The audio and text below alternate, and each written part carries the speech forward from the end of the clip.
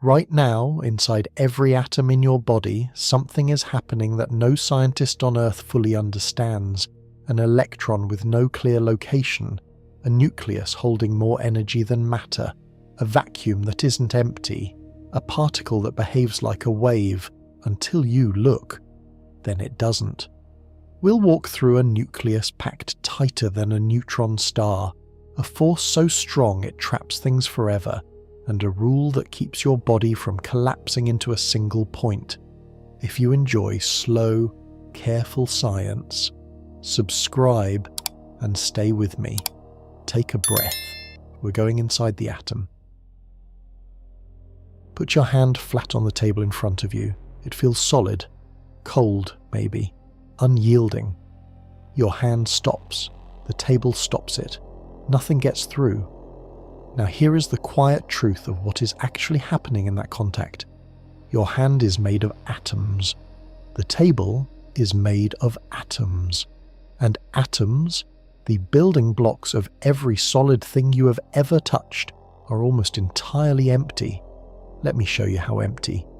Picture a single atom blown up to the size of a large sports stadium, the kind that seats 60,000 people. The outer edge of the stadium, the very top row of seats, that is where the electrons live.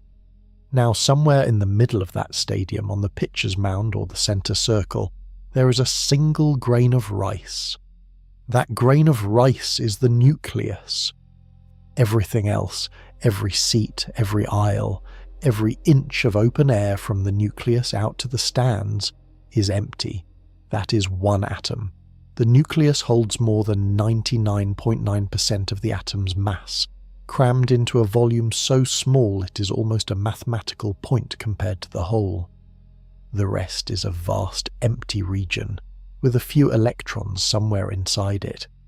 If you removed the empty space from every atom in your body and packed what remained together, you would fit into something smaller than a speck of dust. A human being, compressed down to what is actually solid, would be invisible to the naked eye. So why does your hand not pass straight through the table? If atoms are mostly nothing, two clouds of mostly nothing should slide through each other like two fogs meeting. But they do not. They push back with enormous force. You can swing a hammer at a block of steel and the hammer will stop dead, even though the hammer and the steel added together are more than 99% empty space. The answer is that solidity as we experience it is not about matter at all. It is about forces. The electrons in the outer region of your hand's atoms meet the electrons in the outer region of the table's atoms, and they repel each other. Not because they physically collide. They never actually touch. There is no such thing as touching in the way you imagine it. Your fingertips and the table are held apart by electric repulsion, by forces that grow stronger the closer those electrons get. You have never, in your entire life, touched anything. Every hug, every handshake, every kiss, every time you've picked up a coffee cup or leaned against a wall, what you felt was a field pushing back at another field.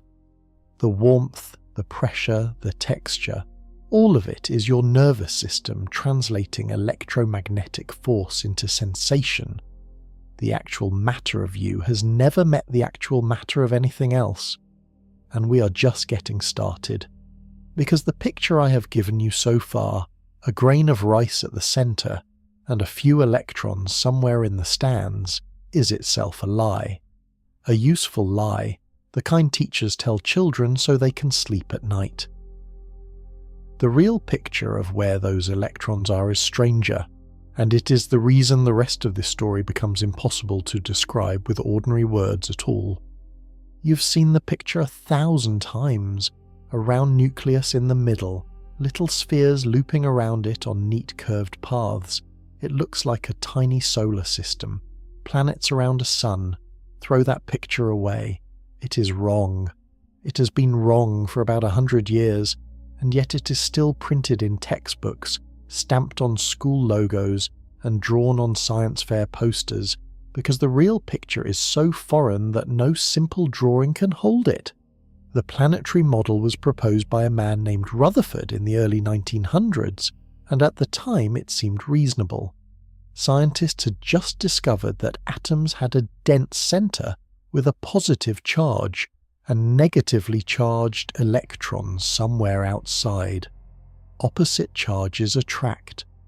So the electrons must be held in place somehow, and a planet orbiting a star seemed like a familiar analogy. There was a problem, and it was fatal. An electron, under the laws of classical physics, cannot orbit a nucleus. If it tried, it would fail within a fraction of a second.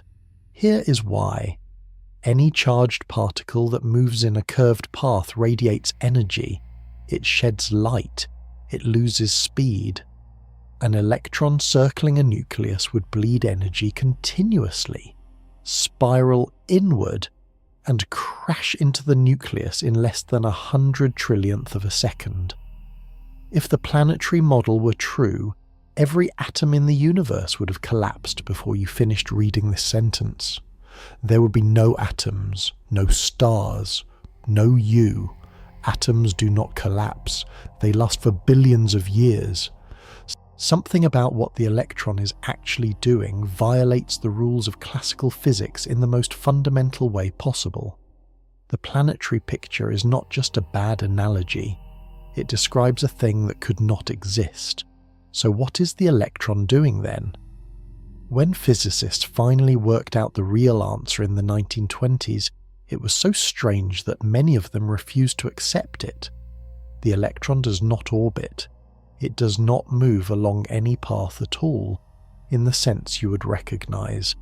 It does not have a location between the moments you measure it. It is not in one place, waiting to be seen. The electron exists as something the everyday world has no word for.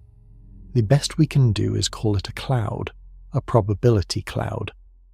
A fuzzy, three-dimensional region of where the electron might be found if you suddenly checked. In some atoms, that cloud is shaped like a sphere. In others, it looks like a dumbbell, or a four-leaf clover, or strange lobed shapes that curl around the nucleus in ways that have no planetary equivalent at all. These shapes are called orbitals, and the word is a leftover from the old model. They are not orbits, they are standing patterns of presence. An electron in a hydrogen atom is, in some real sense, smeared across that entire cloud at once. Not because it is moving too fast to track, because the idea of it being at one specific point, at one specific moment, between measurements, simply does not apply. It is a category error. And if that already sounds impossible, we have a harder question waiting. Why, if opposite charges attract, does the electron not simply fall straight into the nucleus and stick there? The nucleus has a positive charge. The electron has a negative charge. Opposite charges pull toward each other with a force that grows stronger the closer they get. So the question is obvious. Why does the electron not just fall in? Why does it not crash into the nucleus and end the entire affair? In the old planetary model, we saw that the answer would be motion. The electron was supposedly orbiting fast enough to resist the pull, the way the Earth resists falling into the Sun. And we saw that this story collapsed because an orbiting electron would bleed energy and spiral in anyway. Strip all that away. Forget orbits. The real answer comes from a place so unfamiliar that it took some of the brightest minds of the 20th century years to accept it. The electron does not fall into the nucleus because it cannot be that localized. Being pinned to a single tiny point is something the electron by its deepest nature refuses to do. Here is the rule that forces this.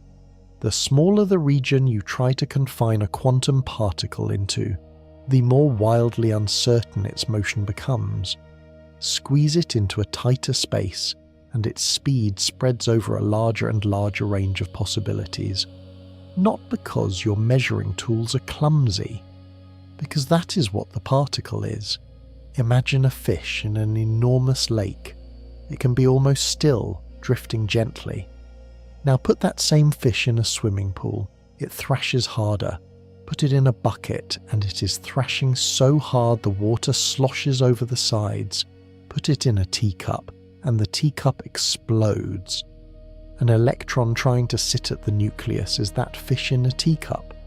The space is so absurdly small, 100,000 times smaller than the atom itself, that the electron's motion would have to be so violent, its energy so enormous, that it would simply blow back outward.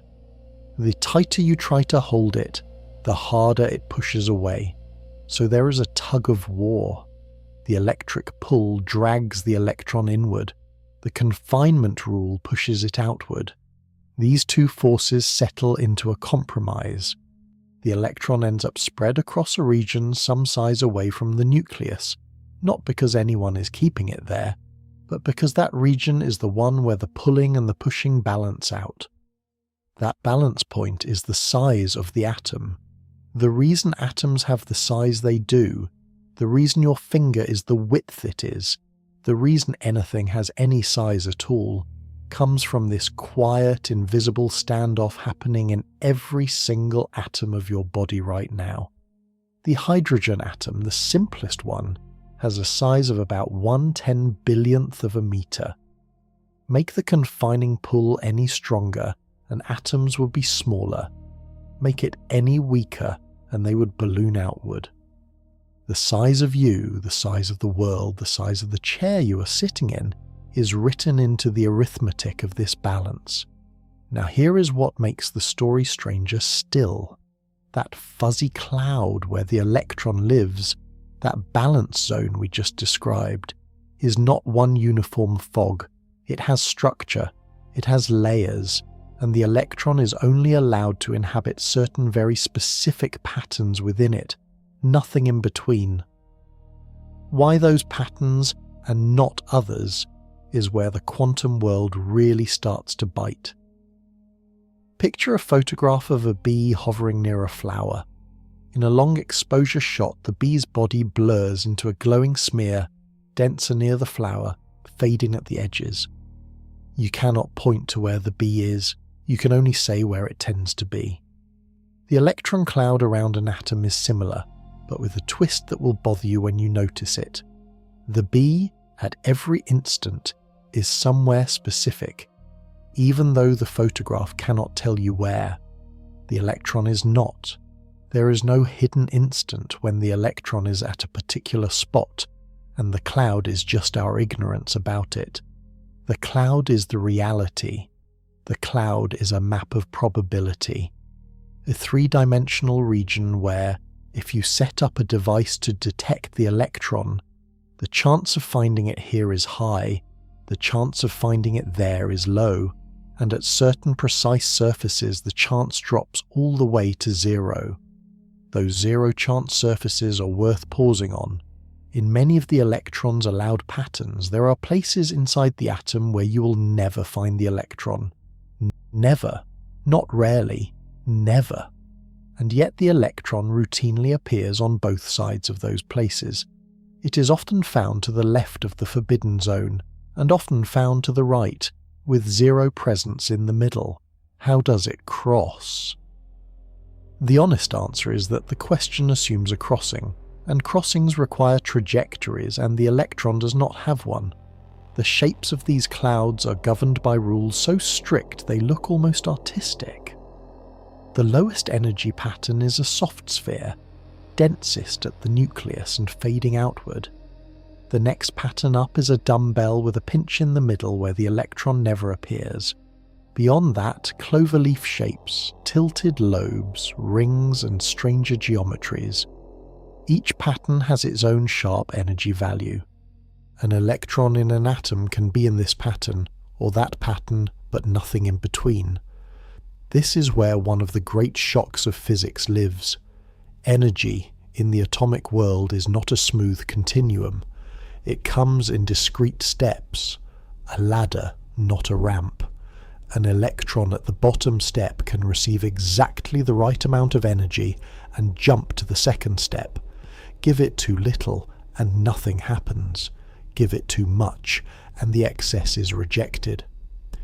The electron takes the exact amount it needs for a specific jump and no other. When the electron drops back down, it releases that energy as light, a single particle of light with a very specific colour. Every element in the universe has its own signature set of colours it emits and absorbs, because every element has its own ladder of allowed energies. This is how we know what distant stars are made of. Light from a star 1,000 light-years away carries the fingerprints of the atomic ladders inside it, and we can read them. The strangeness here is not that the cloud exists. The strangeness is that the electron, in any sensible classical sense, is not a thing during the times we're not looking. It is a tendency, a set of likelihoods, a kind of presence without location, and the moment that becomes impossible to ignore is when we try to ask a very simple question: where exactly was the electron 1 second ago? Throw a baseball across a room. At any moment during its flight, you could pause time and point to where the ball is. It has a position, it has a speed, it traces a smooth curve from your hand to the catcher's glove. If a camera took 1,000 photographs during the throw, each photograph would show the ball at some definite spot, and you could connect those spots into a single, continuous path. Try to do the same thing with an electron inside an atom, and the universe refuses. An electron in its cloud does not have a trajectory in the way the baseball does. Imagine setting up a detector and finding the electron at point A. Wait. Set up the detector again and find it at point B. In the classical world, you would assume the electron travelled from A to B along some route, even if you did not watch it happen. You would assume it had intermediate locations. It passed through the middle of the room. In the atomic world, that assumption is not just unverifiable, it is wrong. There is no route. There are no in-between points. Between your measurement at A and your measurement at B, the electron did not have a location in any meaningful sense. It was not at some secret spot we fail to look at. It was spread out everywhere in the cloud, with some regions more likely to produce a future detection than others. Asking where it was between measurements is asking the same kind of question as asking what is north of the North Pole. The words make a grammatical sentence, but not a physical one. This took physicists decades to accept, and some never did. Einstein, who had helped invent quantum theory, spent the second half of his life fighting against this very conclusion. He believed deeply that there must be hidden details we had not yet measured. The electron must have a real position at every moment, even between observations, and the cloud was just our ignorance about it. He was not a fool for thinking this. It is the belief any sane person, raised on baseballs and planets, would hold. Later experiments, which we will come to in a few chapters, showed that Einstein was wrong. Reality, at the scale of the electron, really does not have hidden trajectories. The cloud is not our ignorance. It is what exists. Take a moment with this. Every electron in your body right now is behaving this way. The electrons holding your molecules together, the electrons firing in your nervous system, the electrons carrying signals in your eyes, are all existing as clouds of possibility between their interactions. You, the thing reading this, the thing thinking these thoughts, are built out of particles that do not have locations when nobody is checking. The moment something interacts with the electron, something that counts as a measurement, the cloud resolves. A single location appears, but the instant that interaction ends, the electron dissolves back into possibility. Existence, for an electron, is a flicker between definiteness and fog. This raises a question that sounds almost like a trick. What is special about the act of looking? Does measurement physically change the electron, or are we just learning what was there? The answer comes from one of the most famous experiments in the history of science, and what it shows has been breaking minds for 100 years. In a dark laboratory, a physicist sets up a simple arrangement, a source that fires tiny particles, one at a time, toward a metal barrier. In the barrier are two narrow vertical slits, very close together. Behind the barrier is a screen that records wherever a particle lands, like a piece of film that remembers every hit. Fire a baseball at this setup, and the result is boring. Most baseballs hit the barrier. A few pass through the left slit, a few through the right, and the back screen shows two bright bands, one behind each slit. Exactly what you expect from something that must pass through one opening or the other. Now, replace the baseball with an electron. Fire electrons at the slits one by one slowly, so that only one electron is in the apparatus at any given moment. No chance of them interfering with each other. They go through alone. On the back screen, the pattern that builds up dot by dot is not two bands. It is a series of stripes, many stripes. Bright stripes where lots of electrons landed, dark stripes where almost none did, alternating across the screen. This is the pattern waves make when they pass through two openings and overlap on the other side, the ripples of one slit reinforcing and cancelling the ripples of the other. Think about what this means. Each electron was fired alone. There was nothing for it to overlap with, and yet the pattern on the screen is the pattern of something that went through both slits at once, interfered with itself, and arrived at the screen with a probability shaped by that interference. A single electron somehow went through both slits, not half through each, both, fully, simultaneously, as a spread-out wave of possibility. Then at the moment it struck the screen, it became a single point again, one small dot. This is the central mystery of quantum mechanics. An electron, a thing we think of as a particle, travels like a wave when nothing is watching it travel, and arrives like a particle when it lands. Richard Feynman, one of the greatest physicists of the 20th century, said this experiment contains the entire heart of quantum theory. Understand it, and you understand everything strange that follows.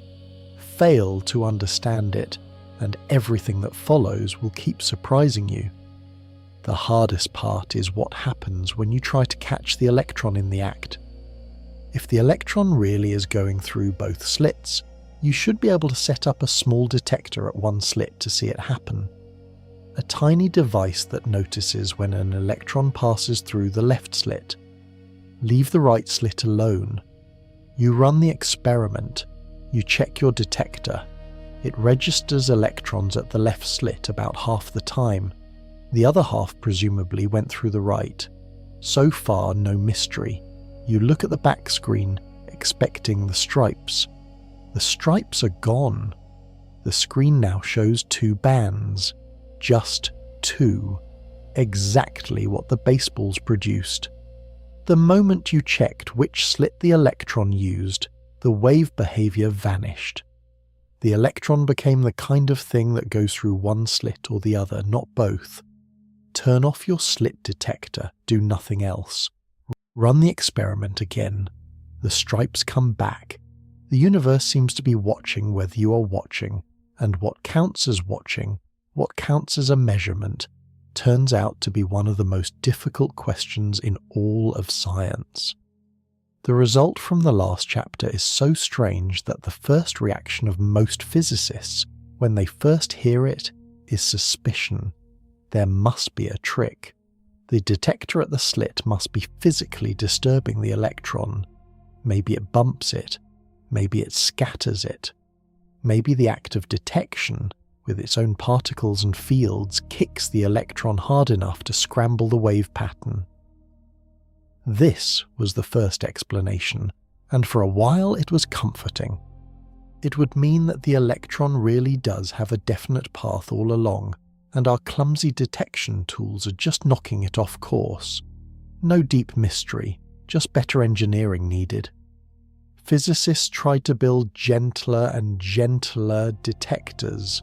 Experiments were refined to the point where the disturbance from the detector was practically nothing, and yet the result held.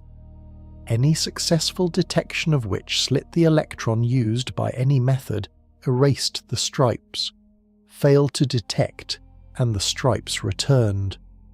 The erasure was not about the force of the detection.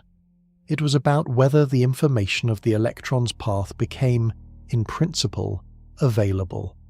Then came an experiment that made this perfectly clear. It is called the quantum eraser. The setup is complicated, but the core idea is this. You measure which slit each electron went through, but you store that information in a way that can later be destroyed. The stripes vanish, as usual, when the path information exists. Then you destroy the path information, scrambling it beyond any possible recovery. The stripes come back. Let that settle. The electrons hit the screen long ago.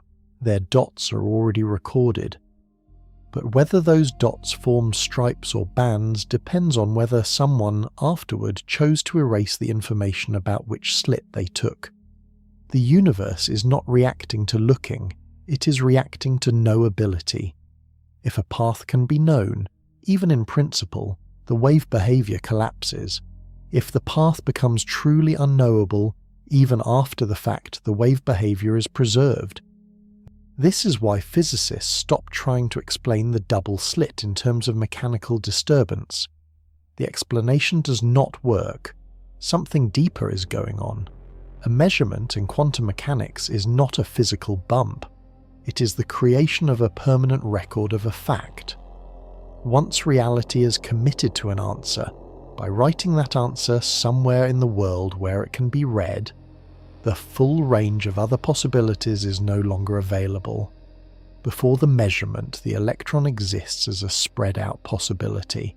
All paths, all positions, all outcomes coexist as a kind of mathematical structure called a wave function. The wave function is not a wave of water or sound, it is a wave of likelihood. It ripples through space and interferes with itself the way ocean waves do, but what ripples is the odds of different outcomes. When a measurement is made, the wave function collapses. From a spread of possibilities, one outcome is selected, and the others vanish. Vanish entirely. No trace. The electron that could have been everywhere is now in one place, and the other options are gone from reality. No one knows how this collapse happens. No one knows when exactly it happens. No one knows what qualifies as a measurement. These are open questions that physicists argue about to this day. We know the rule works. We do not know why. And this incomplete understanding has a companion principle, one that tells us something deep about what we are allowed to know at all. In 1927, a young physicist named Werner Heisenberg worked out a rule that still bothers people. The rule is simple to state and impossible to shake. You cannot, in the universe we live in, know both the exact position and the exact speed of a particle at the same time. Not because your tools are bad, because the universe does not contain that information. The usual way this is taught, and the usual way it is misunderstood, is as a measurement problem.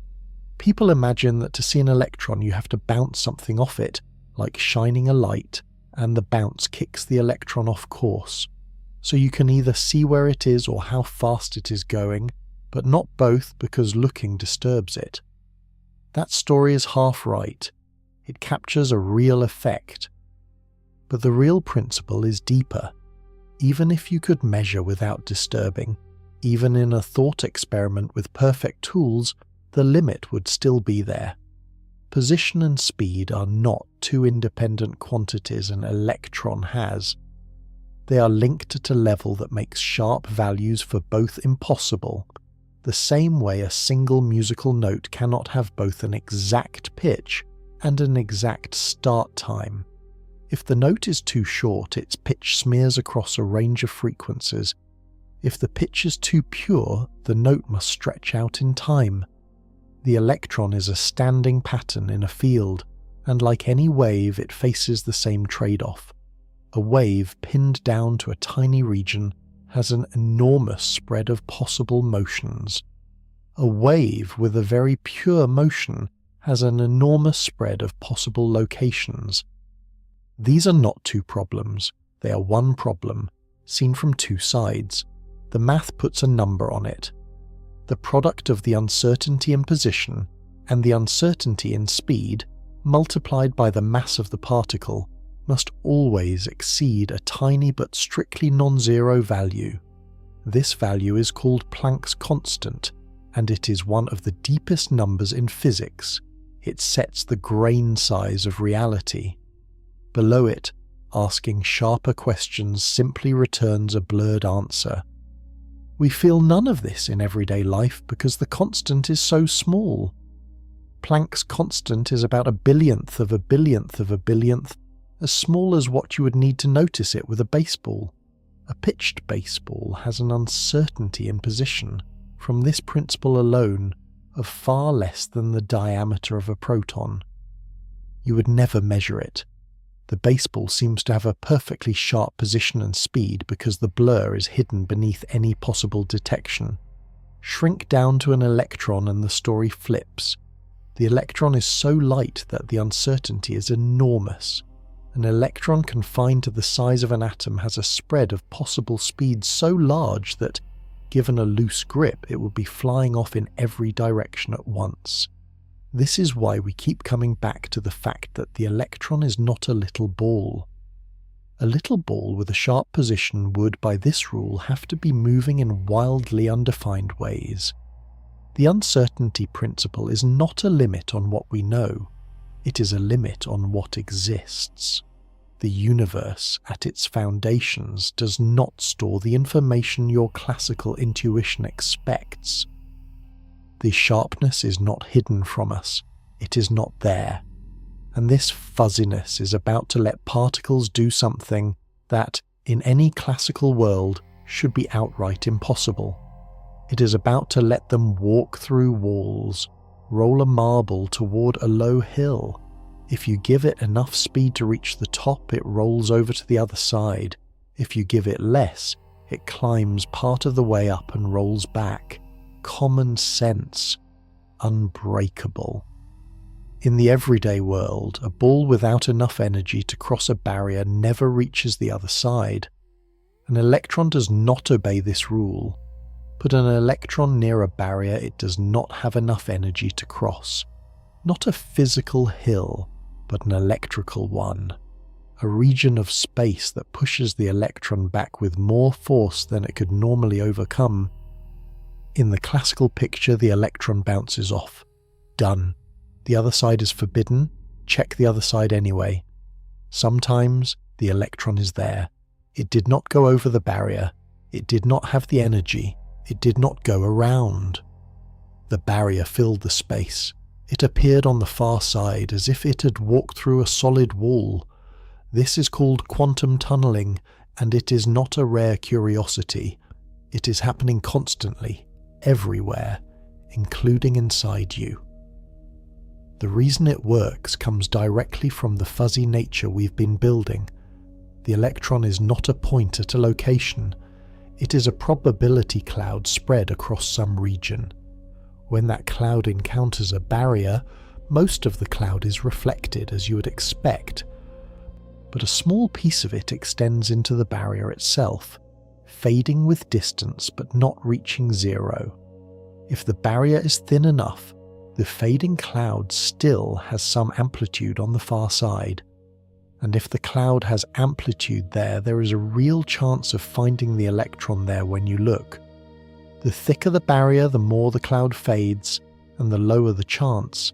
The thinner the barrier, the higher the chance. For a wall twice as thick, the chance does not merely halve. It collapses by a staggering factor, because the fading is steep. This sensitivity is why tunneling matters for some processes and not others. Your own existence depends on it. The sun shines because deep in its core, hydrogen nuclei are fusing into helium, releasing the light and warmth that makes Earth habitable. For two hydrogen nuclei to fuse, they must get so close that the strong force can grab them. But both are positively charged and they repel each other fiercely. The repulsion forms a barrier. In the sun's core, even at temperatures of tens of millions of degrees, hydrogen nuclei do not move fast enough on average to cross that barrier. They should bounce off every time they tunnel through. One nucleus, colliding with another, sometimes finds its fuzzy cloud just barely extending through the electric wall, and fusion happens. It is rare for any given collision. But the sun has so many nuclei colliding so many times per second that even a rare event multiplied by unthinkable numbers produces the steady furnace we live beside.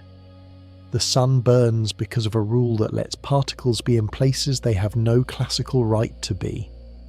Without tunneling, stars would not ignite. The universe would be cold. Tunneling is not a theoretical curiosity. It runs scanning tunneling microscopes that map individual atoms by letting electrons tunnel across tiny gaps. It governs the decay of certain radioactive nuclei, where protons leak out of regions they should be trapped in forever.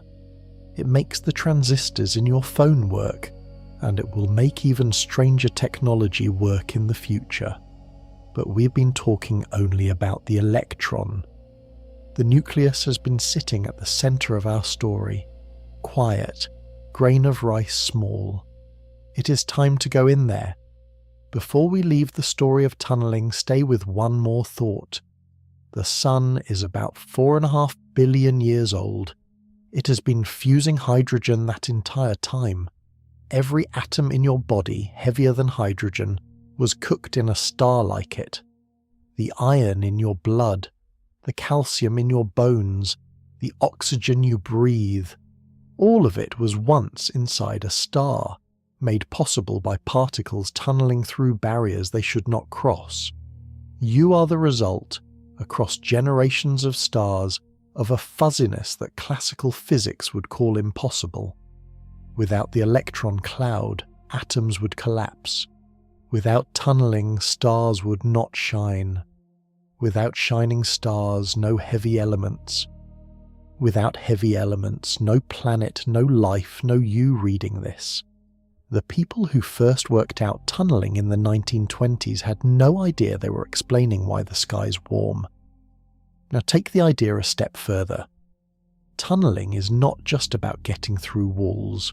It also governs any situation where a particle is almost trapped, almost stable, almost locked in. Some radioactive atoms, like uranium, have nuclei that are so full of protons that they are barely held together. One of the ways they fall apart is by a clump of particles tunneling out through a strong force barrier. The nucleus sits there, looking stable, for thousands of years. Then, apparently at random, the clump leaks through. The atom decays. A particle is ejected. There is no trigger, no internal clock, no cause in any traditional sense. The nucleus, at every moment, has some small chance of the tunneling event happening. Given long enough, it happens. We can predict the rate over billions of atoms with extraordinary precision. We cannot predict the moment for any single one. This is another place where the universe appears to be fundamentally, not accidentally, probabilistic. The decay of a single atom is not just unpredictable because we lack information. It is unpredictable because there is no information to have. The atom does not carry a schedule inside it. When it decays is, in the deepest sense, rolled at the moment. Now let us finally go inside the nucleus itself, which we've been treating as a tiny grain. Blow that grain up. Inside it is a world with its own strange rules, and some of those rules are about to break ideas of size, density, and force that no everyday object prepares you for. The nucleus is crammed into a volume 100,000 times smaller than the atom it sits inside. If the atom is a stadium, the nucleus is a grain of rice, but that grain of rice holds more than 99% of the atom's mass. Protons and neutrons, each roughly 2,000 times heavier than an electron, packed together in a space so tight that the density is almost unimaginable. A single teaspoon of nuclear matter would weigh around 1 billion tons. 1 billion tons in a teaspoon. The contents of the Empire State Building compressed into something you could hold between 2 fingers. This is the stuff you're made of, not in some unreachable exotic place. The nucleus of every atom in your body has this density. The only reason you weigh what you weigh, instead of collapsing into a pinhead, is all the empty space between the nuclei. Unpacking that density raises a brutal question. Protons are positively charged. Pack a dozen of them into a space smaller than 1/1,000,000th of a hair's width, and the electric repulsion between them is beyond enormous. They should blow apart instantly. Nothing in everyday physics could hold them together. Something does. Something far stronger than electricity. Let us blow up that grain of rice. In our stadium analogy, the nucleus was a speck in the middle. Imagine now that the speck itself grows until it fills your vision. What you see is not a smooth ball. It is a tight cluster of rounded shapes jostling against each other, vibrating, packed shoulder to shoulder like oranges in a box. Some of these shapes are protons, some are neutrons. The heaviest nuclei in nature have well over 200 of them, held together in a lump a few trillionths of an inch across. The number of protons is what makes an element what it is. 1 proton and the atom is hydrogen. 6 and it is carbon. 8 and it is oxygen. 26 and it is iron. 92 and it is uranium. Change the proton count and you change the identity of the element, full stop. Change the neutron count and you get a different flavour of the same element, called an isotope, with different stability but the same chemistry. Each proton and each neutron is itself about 10,000 times smaller than the whole atom, and yet inside the nucleus they are packed so close that they are practically touching.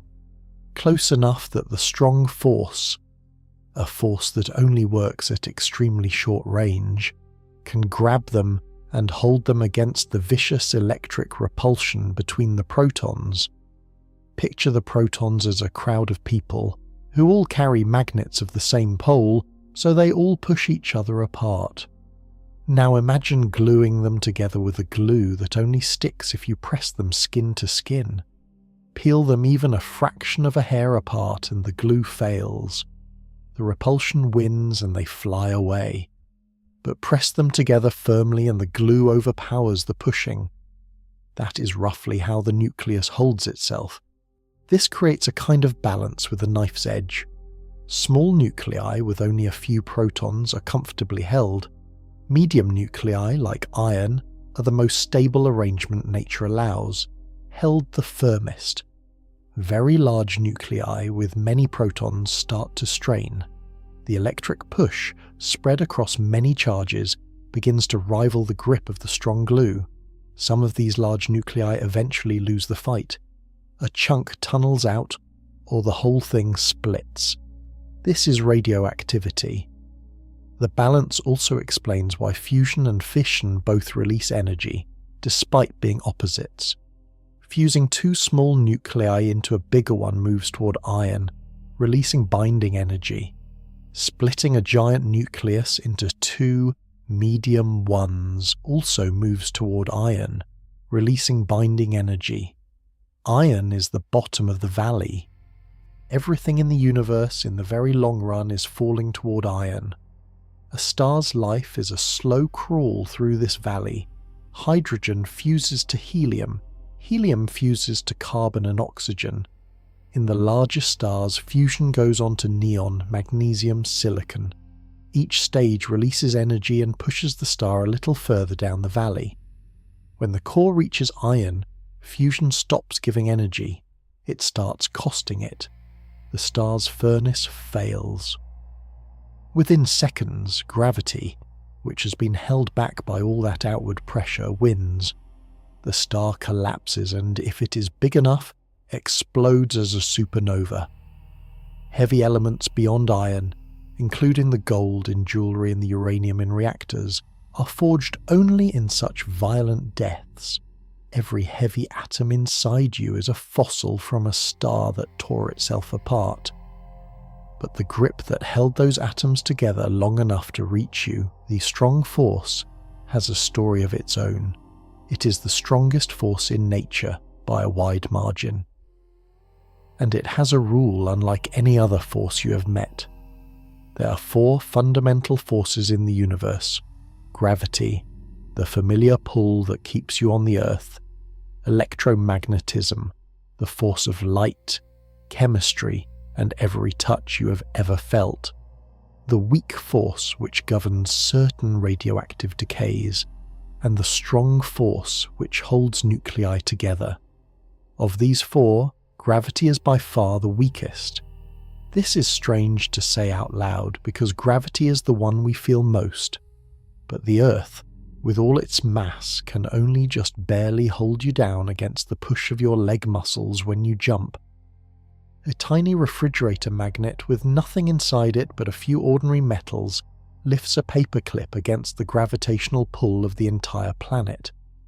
Electromagnetism beats gravity by a factor of around 10 with 36 zeros after it. The strong force beats electromagnetism too, by a factor of about 100. Inside the nucleus, it overpowers the electric repulsion that would otherwise blow protons apart, and it does so with room to spare. So why does gravity dominate our daily lives if it is so much weaker? The answer is reach.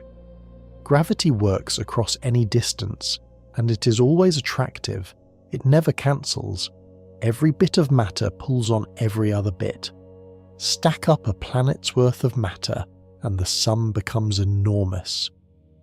Electromagnetism also works across any distance, but it comes in 2 signs, positive and negative. In bulk matter, these mostly balance out. The Earth does not attract you electrically, because it is electrically neutral overall. Gravity wins the long-range game by default.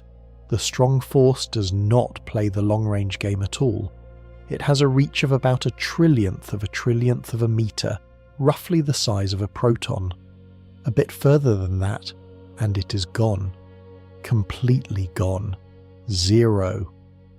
This is why nuclear forces do not reach outside the nucleus, and why atoms interact with each other almost exclusively through electromagnetism. That short range has a strange consequence. The strong force gets stronger the further you pull 2 bound particles apart, at least within its working range. Most forces weaken with distance. Gravity and electromagnetism both fade with the square of separation. The strong force does something closer to the opposite. Pull 2 of its targets apart and the pull gets stiffer, like stretching a rubber band. Stretch it far enough, and the energy stored in the pull becomes so large that it is easier, in the universe's accounting, to create 2 new particles out of that energy than to keep stretching.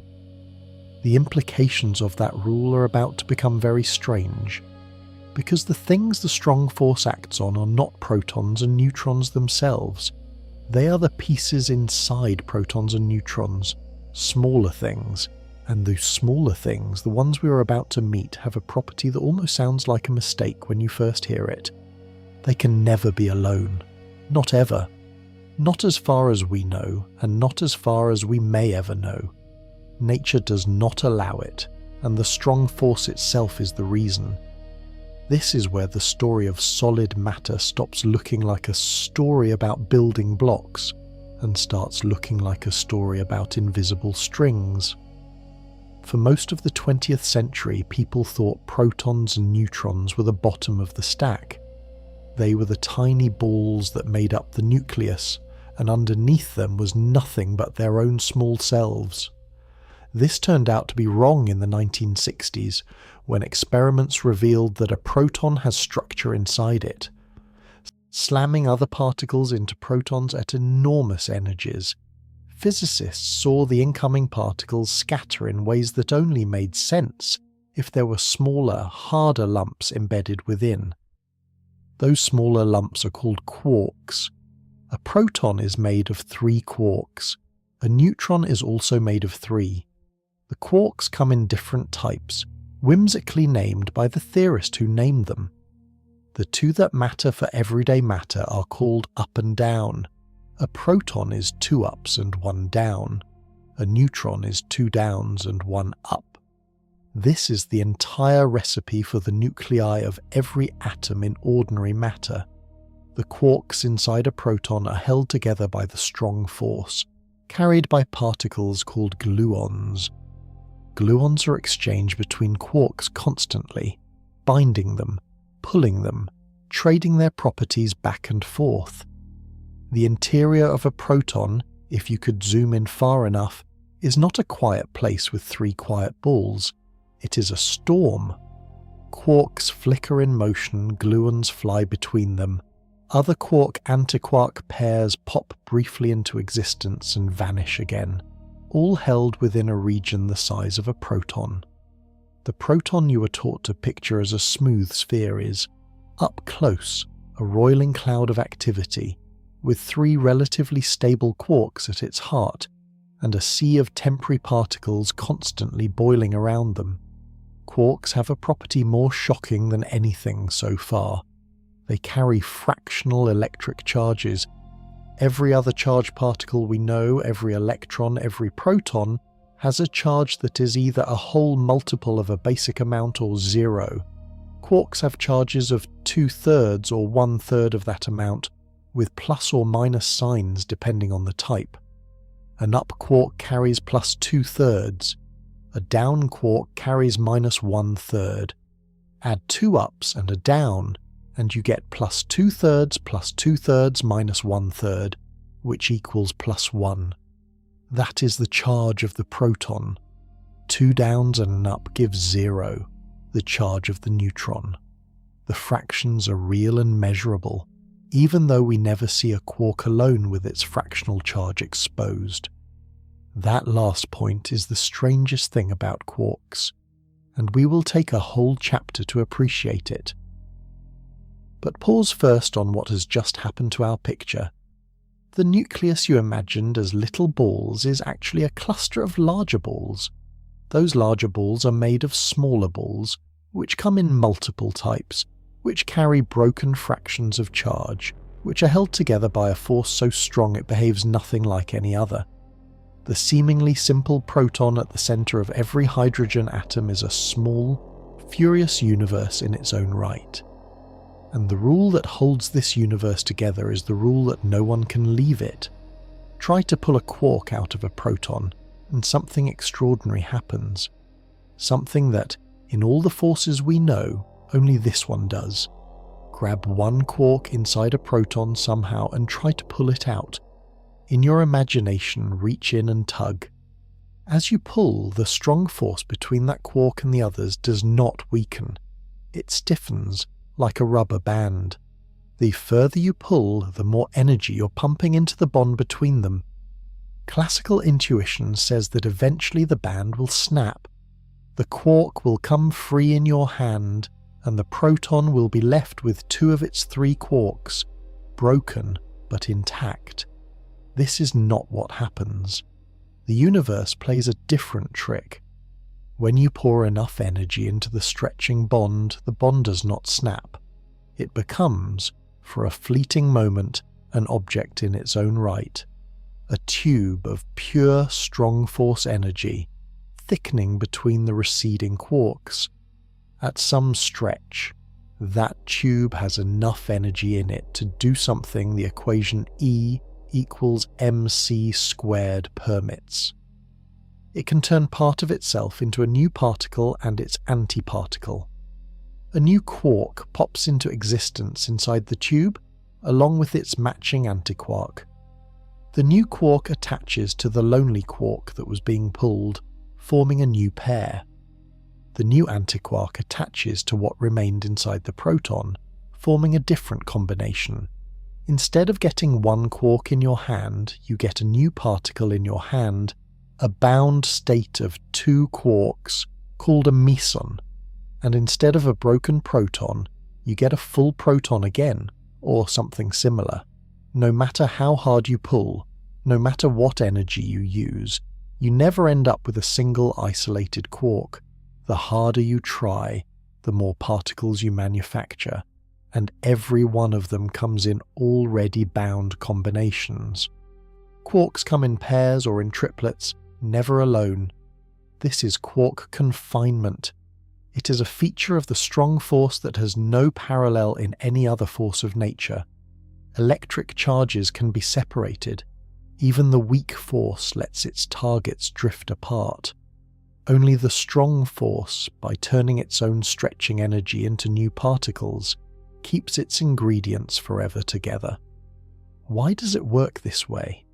The cleanest explanation comes from the nature of the gluons, the particles that carry the strong force. Unlike the particles that carry the other forces, gluons themselves feel the strong force. They do not just transmit it between quarks, they also pull on each other.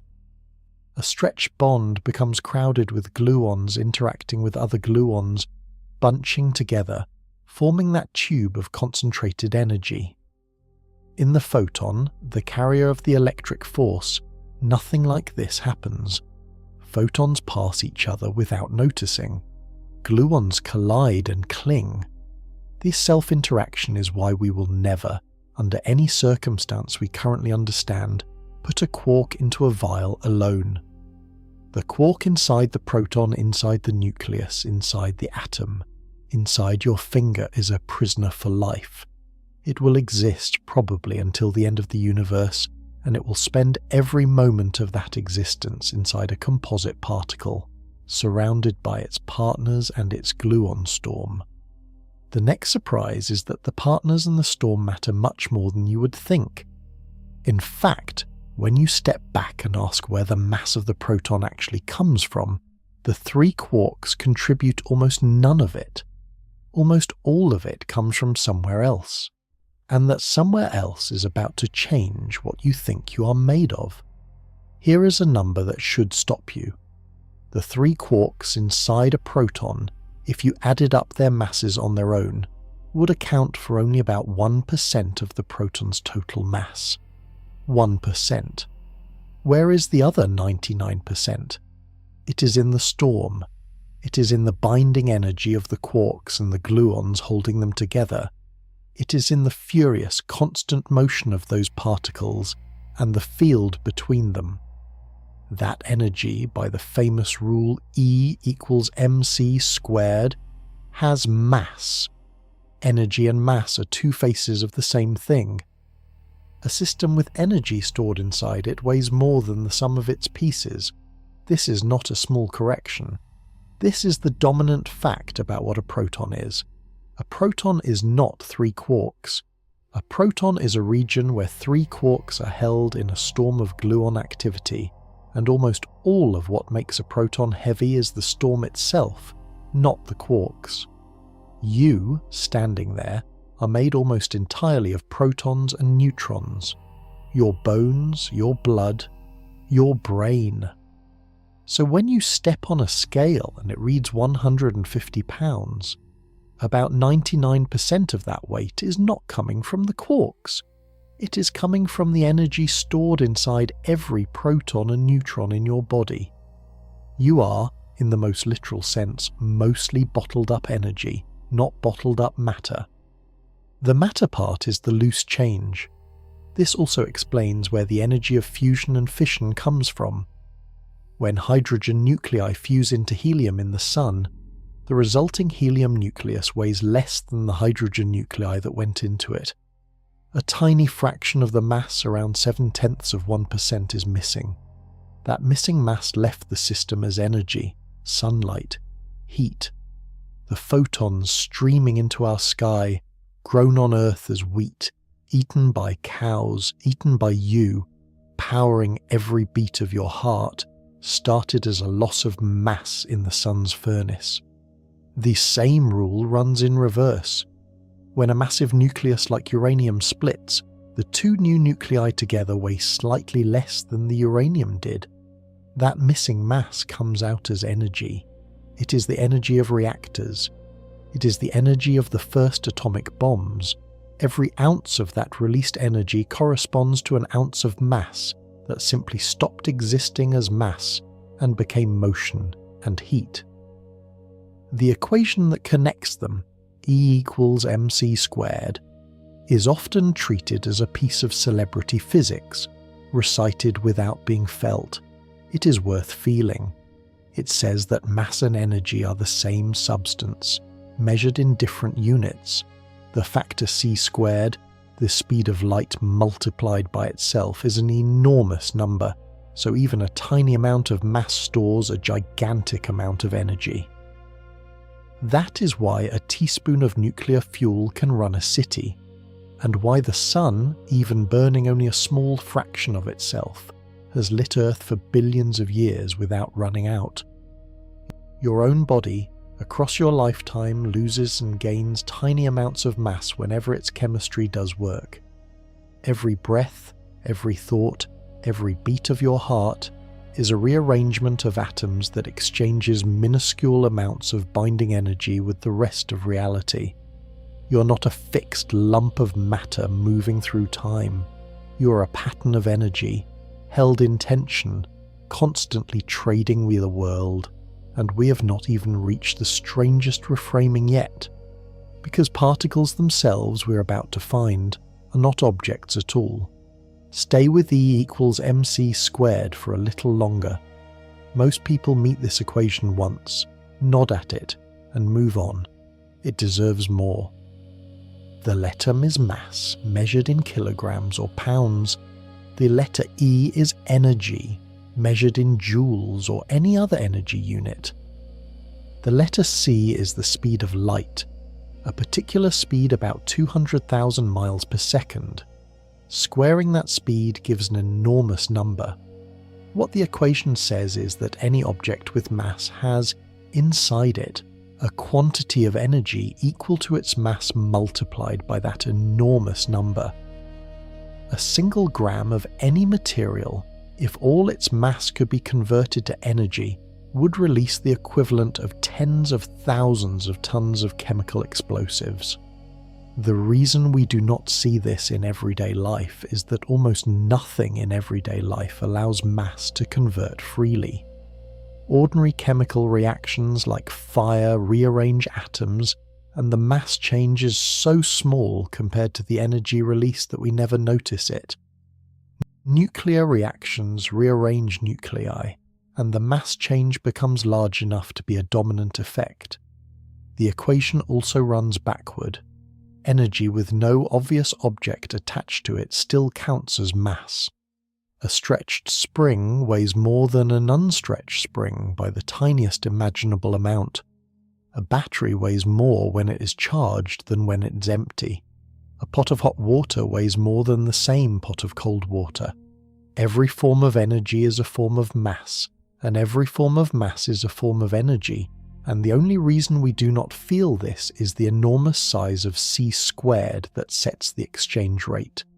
This is why, inside the proton, the storm of gluons and moving quarks adds so much to the total mass.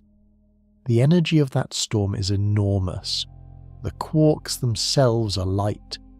The storm is heavy because a storm is full of energy. Most of you is storm. There is one more turn. The equation was first derived by Einstein out of his theory of special relativity, which reshapes our ideas of space and time. In that theory, mass and energy are not just convertible. They are the same thing, measured differently, the way you can measure a distance in miles or in kilometers without changing the distance itself. Energy has inertia. Energy bends space-time and therefore generates gravity. A hot room, with all its fast-moving air and radiation, exerts slightly more gravitational pull than the same room when cold. The difference is unmeasurably small, but it is real. The universe does not make fine distinctions between matter and energy. They are one ledger.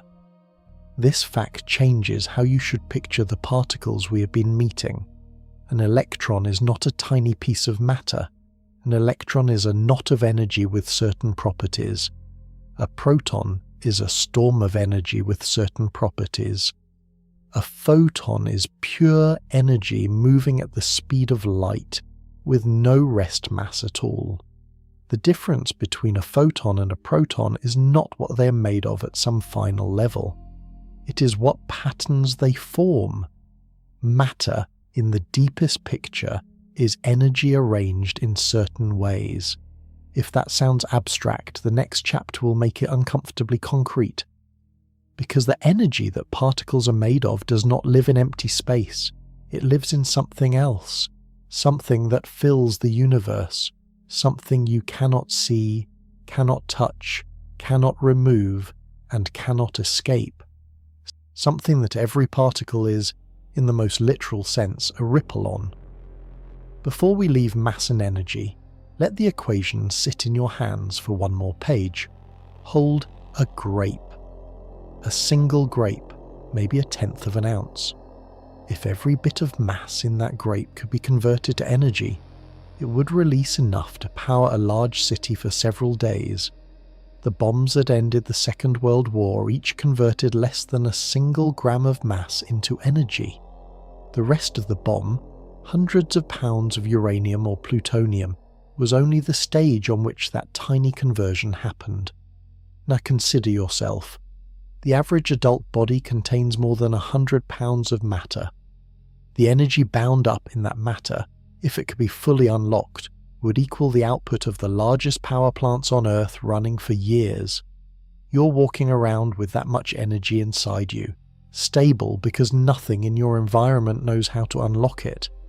The bonds that hold you together, the electromagnetic, the strong and the weak, lock the energy away from any ordinary process. Fire cannot reach it. Acid cannot reach it. Only nuclear processes, under the right conditions, can touch it. The sun is doing that, unlocking to itself. Every second it converts about 4 million tons of mass into energy. 4 million tons turned into sunlight every second for almost 5 billion years, with enough hydrogen left to continue for billions more. This has been the background hum of our solar system since before the solar system had any planets. Every plant on Earth is a small device that catches tiny amounts of this converted mass and stores it in chemical bonds. Every animal eats those plants or eats other animals that ate those plants. The meal you ate today was, at its source, mass that became light, that became leaves, that became food. The equation also implies something unnerving about early moments of the universe. If you compress energy into a small enough region, it can spontaneously become mass in the form of new particles. Early in the universe, the energy density was so high that particles were constantly being created and annihilated in every cubic inch of space.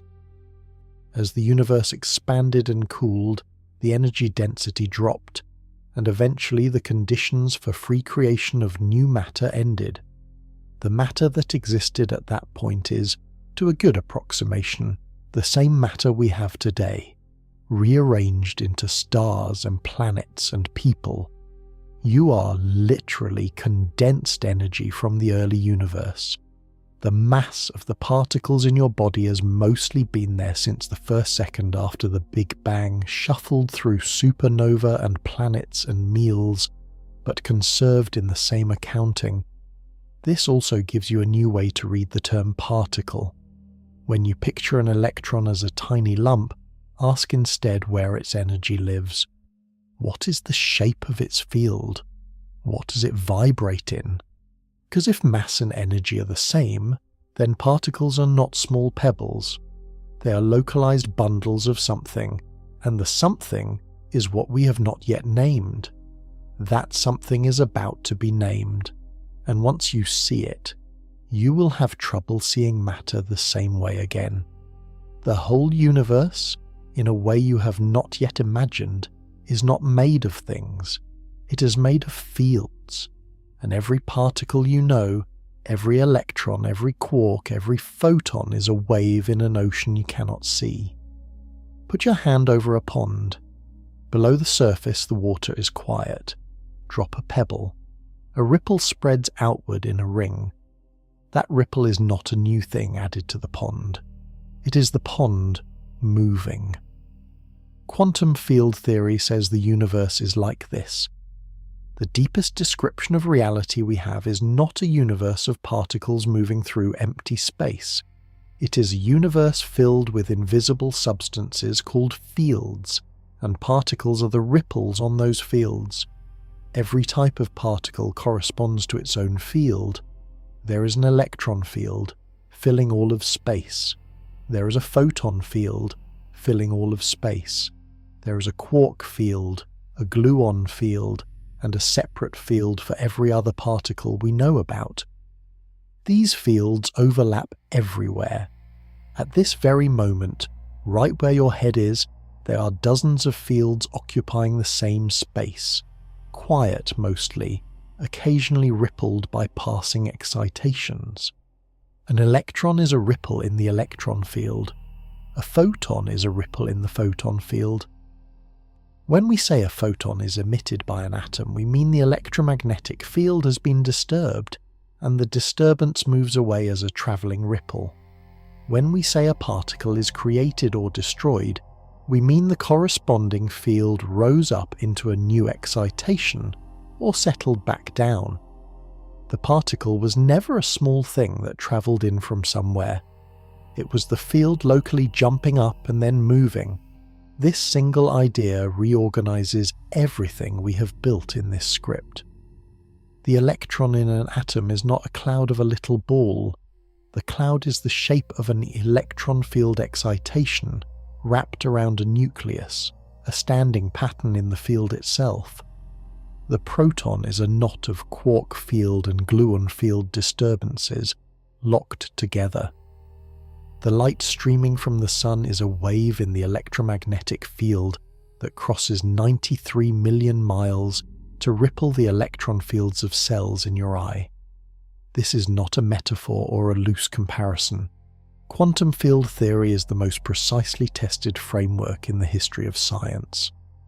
Predictions derived from treating particles as field excitations match experiments to 10 decimal places and sometimes further. When physicists at the largest particle accelerators smash things together and watch what comes out, they are watching fields ring like bells, and each ringing is a particle. There is a quiet implication here that deserves full attention. Empty space is never truly empty. Even in a volume where no particles are present, the fields are still there, quiet, waiting. Like the surface of the pond when no one has thrown a stone, the fields cannot be removed. You cannot evacuate them. They are what space is. This also explains a question we hinted at earlier. How are all electrons exactly identical? Every electron in every atom, in every star, in every galaxy has the same mass, the same charge, the same spin to the limits we can measure. If an electron were a small object, you might expect at least some manufacturing variation. Instead, every electron is a ripple in the same electron field. A ripple here and a ripple there are patterns in the same medium, so they share its properties perfectly. Asking why two electrons are identical is like asking why two ripples on the same pond have the same character.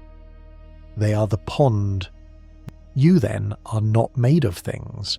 You're a set of persistent ripples in a few overlapping fields carrying energy, interacting with each other, maintaining a pattern for a lifetime. Your fingers, reaching toward this idea, are waves touching the wave of a page. Stay with the field picture for a while. It is the most important shift of perspective in the script, and it takes time to settle. Every electron in your body is a ripple in the electron field. Every electron in every rock, every star, every galaxy is a ripple in the same field. The field is one continuous thing stretching across all of space.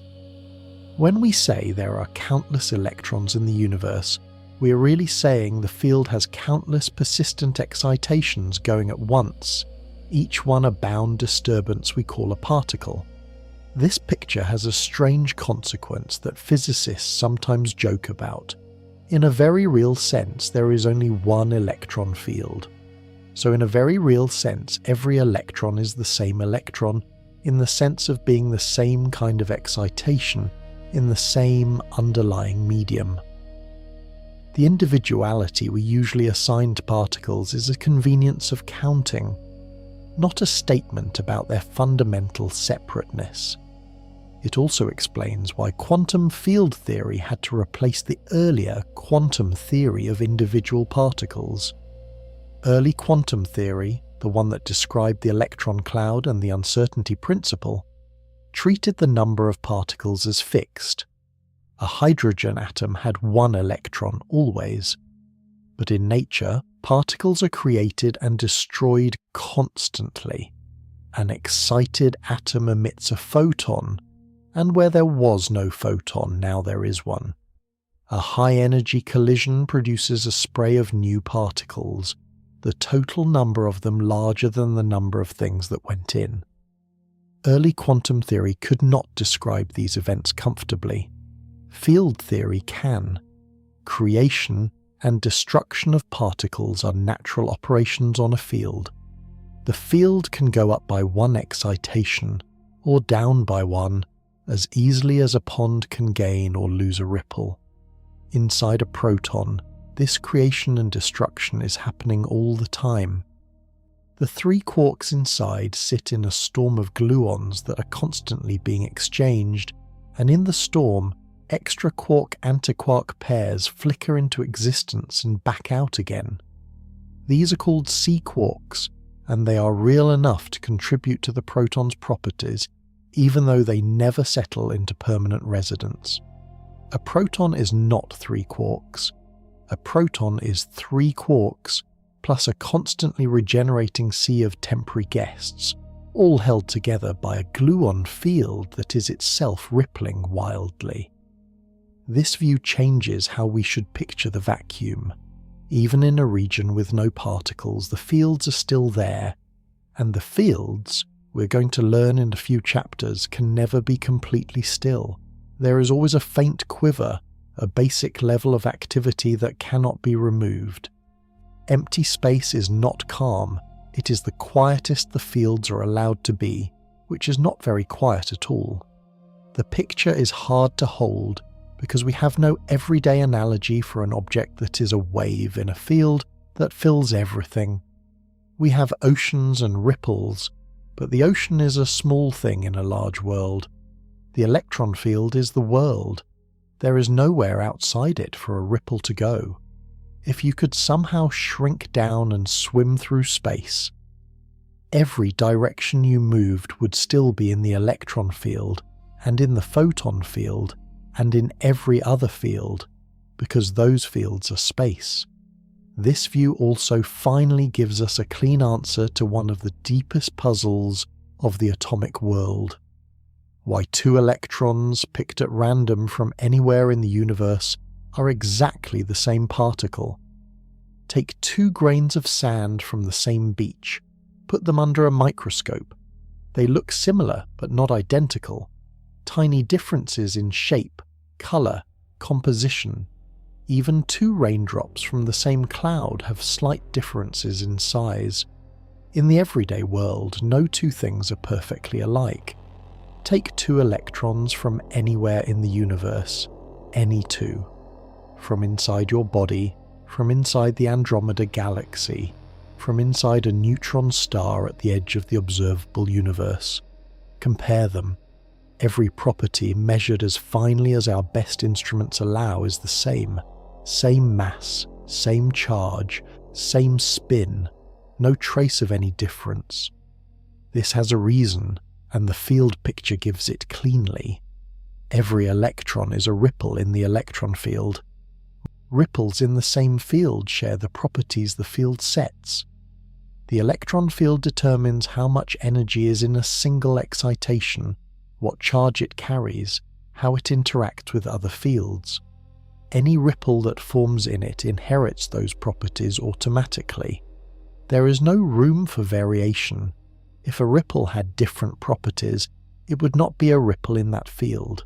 It would be a ripple in some other field, which would make it some other kind of particle. This is deeper kind of sameness than we have words for. 2 grains of sand are similar because they were shaped by similar processes. 2 electrons are identical because they are the same field, locally disturbed in the same way in different places. If you could somehow exchange 2 electrons, swapping their locations, nothing whatsoever about the universe would change. Not slightly, not at the level of hidden detail. The exchange is mathematically indistinguishable from doing nothing. This property has a name. Quantum mechanics calls such particles indistinguishable, and it is a much stronger statement than it first sounds. When 2 everyday objects are swapped, in principle, someone could have been watching them carefully enough to know which went where. The swap would be detectable. With electrons it is not. The universe contains no fact about which electron is which. The question is empty. This indistinguishability is built into the deepest rules of quantum physics. It changes how probabilities combine, how atoms fill up their energy levels, how solid materials behave. It is the reason, in the next chapter, that matter takes up space at all.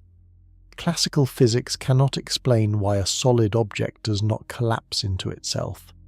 The explanation comes from the fact that electrons are identical in this deep sense, and from a rule that says certain identical particles cannot share the same state at the same time. That rule is called the Pauli exclusion principle, and it sounds small. It is not. It is one of the most important rules in the universe. It is why the stars shine with the colors they do, why every element has its own chemistry, why your body occupies a volume instead of a point. Without it, there would be no solid matter, no planets, no bodies, no us. Before we meet the rule, sit for a moment with the fact that you are made of particles more perfectly identical than any 2 objects you've ever seen. Your chair is unique, your face is unique, but the electrons that make them up are not individuals at all.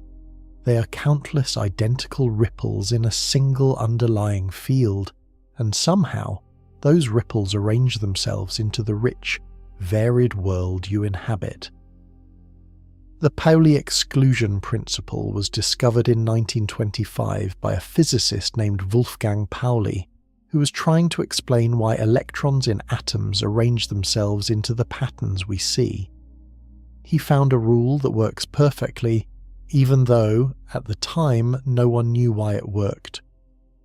Later it was shown to be a direct consequence of the deepest rules of quantum field theory for certain kinds of particles. The rule says this: 2 identical electrons cannot occupy the same quantum state at the same time. A quantum state is a full description of an electron situation. Its energy level, its location pattern, its spin direction, everything.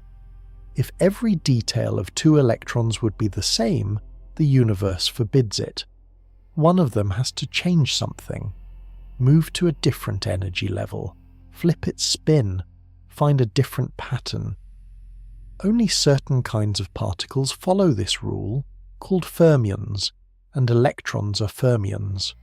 Protons and neutrons are too. This dry-sounding rule is why atoms have the structure they do. Hydrogen, with one electron, puts it in the lowest energy pattern, a soft sphere close to the nucleus. Helium, with two, puts both in that lowest pattern, with opposite spins, which is the only way to make them distinct. Lithium, with three, has to place its third electron in the next pattern up, because the first one is full. Every element beyond that builds its electron cloud in layers, each layer filling up before the next begins, because the exclusion principle forbids piling everyone into the bottom. This is why the periodic table has the shape it does. The rows correspond to layers of electrons filling up. The columns correspond to elements with similar outer layers, and therefore similar chemistry. The familiar facts of chemistry are the visible signature of this single rule. Now scale it up. In a lump of metal, there are more electrons than you can write down, all squeezed into the same material. Every one of them would happily fall into the lowest energy pattern if it could. It cannot. The lowest slot is already full, so electrons pile upward, filling pattern after pattern, reaching high energies, all because they are forbidden from crowding. The highest occupied level in a metal can correspond to speeds of hundreds of miles per second, for electrons whose natural tendency would be to slow down. They are pushed upward by the pile beneath them. This pile-up creates pressure, a kind of pressure that has nothing to do with heat. A cold metal still has this pressure pushing outward, because its electrons are stacked high on the exclusion ladder and refuse to crowd together. If you try to compress the metal, you are asking those electrons to enter already occupied states. They refuse, with a force that grows stiffer the more you squeeze. This is the real reason your chair holds you up, not rigidity in any simple sense. The atoms of the chair and the atoms of your body both contain electrons. When you sit, your electrons approach theirs closely. The exclusion principle forbids sharing the same state, so the electrons of your skin and the chair push against each other, not just with electric repulsion, but with the stiffening refusal of a stacked ladder. You feel this as solidity. Without the exclusion principle, matter would have no stiffness. Atoms would collapse into each other, all their electrons falling into the lowest pattern. You would not exist as an extended thing. You would exist, if at all, as a point. The world you know has shape because the universe says no to sharing. Stay with a chair for one more chapter. Most of us rarely think about why we do not fall through solid surfaces. The answer, now that we've assembled it, is a tower of quantum mechanics standing on small rules we've had to learn one by one. Your skin is atoms, the chair is atoms. Both are mostly empty space, with nuclei small and tight, and electrons in fuzzy patterns around them. As your skin approaches the chair, the electron clouds of the two sets of atoms begin to overlap, very slightly. If electrons were ordinary objects, they would simply push each other apart with electric repulsion. That force alone would stop you from falling through. But as we said at the start of this story, the electric force between individual electrons is not what you would think, because their clouds are not hard little balls with a clear separation. The electric force matters, but it is not the end of the story. The bigger effect comes from the exclusion principle. When the clouds of your atoms and the chair's atoms start to overlap, the electrons in those overlapping regions face a problem. Some of them could, in principle, end up in the same quantum state. The exclusion principle forbids it. To avoid it, some of them must move to higher energy levels. Moving to a higher energy level means taking energy from somewhere. If nothing gives them that energy, they cannot make the move, and the overlap is blocked. Blocking the overlap looks, from the outside, like a force pushing your skin away from the chair, growing stiffer the closer the atoms get, because forcing more overlap would require more energy, and the available energy is too small to pay it. You feel that push as the chair holding you up. This is a subtle point and worth slowing down on. Solidity is not a simple shove. It is the result of the universe forbidding certain arrangements and redirecting the electrons into higher energy ones whenever you try to push the atoms close. The stiffness of a table, a rock, a diamond, a human body, is the stiffness of a ladder whose lower rungs are full. It also explains something otherwise puzzling. Why are some materials hard and others soft? Why is a diamond harder than chalk? The answer is in the details of how the electron states are arranged, how full the ladders are, and how much energy is needed to force new arrangements. Hard materials are ones where forcing electrons into new states costs a lot of energy. Soft materials give way more easily because their electrons can rearrange at lower cost. The same principle scales up to cosmic sizes. A white dwarf is the dense remnant of a dead star, held up against its own gravity not by fusion but by exclusion pressure of its electrons. Packed into a volume about the size of Earth, the electrons form a stack so tightly full that no more can crowd in without enormous energy. Gravity squeezes, the electrons push back, and the star sits in balance. A neutron star, denser still, holds itself up by the same kind of pressure applied to neutrons instead of electrons, packed to the density of a nucleus across a ball a few miles wide. The chair you sit on and the corpse of a star on the far side of the galaxy are held up by the same rule, the refusal of identical particles to share a state. It is the quiet architecture of solid things everywhere. We have been treating empty space as empty. It is not. The next step is to look at it properly. You would think the emptiest possible region of space would be truly empty. Remove all atoms, shield it from radiation, cool it as close to absolute zero as physics allows, stand back. What remains should be nothing, a clean, silent vacuum. It is not silent. Even in that perfect vacuum, the quantum fields that fill space continue to twitch. They cannot be still. The uncertainty principle, which forbade sharp values of position and speed for particles, also forbids sharp values of field strength and field change. A field cannot be exactly at zero strength and exactly unchanging at the same time. Something has to be uncertain. The result is that even in the quietest vacuum the fields quiver faintly, never coming fully to rest. These quiverings are not mere mathematical noise. They produce real, measurable effects. Tiny pairs of particles and antiparticles made of nothing but the momentary activity of the fields flicker into existence and vanish again, too briefly to be caught directly but long enough to nudge the world. Physicists call them virtual particles. The vacuum on this picture is a boiling sea of fleeting appearances, constantly popping up and dying back, rising and falling across every square fraction of an inch of space. This sounds like a wild claim, the kind that should require extraordinary evidence. It has it. One of the cleanest demonstrations is an experiment called the Casimir effect. Take two flat metal plates, bring them very close without touching, inside a vacuum. Classical physics predicts nothing should happen. The plates are uncharged, they are in a perfect vacuum, nothing should push them.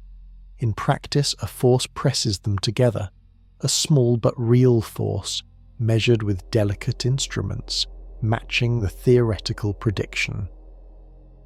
The explanation goes like this. The vacuum is full of quantum field fluctuations of all possible wavelengths. Between the plates, only certain wavelengths fit, the ones whose peaks and troughs align with the boundary. Outside the plates, all wavelengths are allowed. More fluctuations push from outside than from inside. The plates are pressed together by the uneven pressure of nothing, a force from nothing, an empty region pressing on itself because empty regions are not actually empty. Your body right now is being bathed in these fluctuations. The vacuum between your atoms, between your cells, between your molecules is twitching with virtual activity.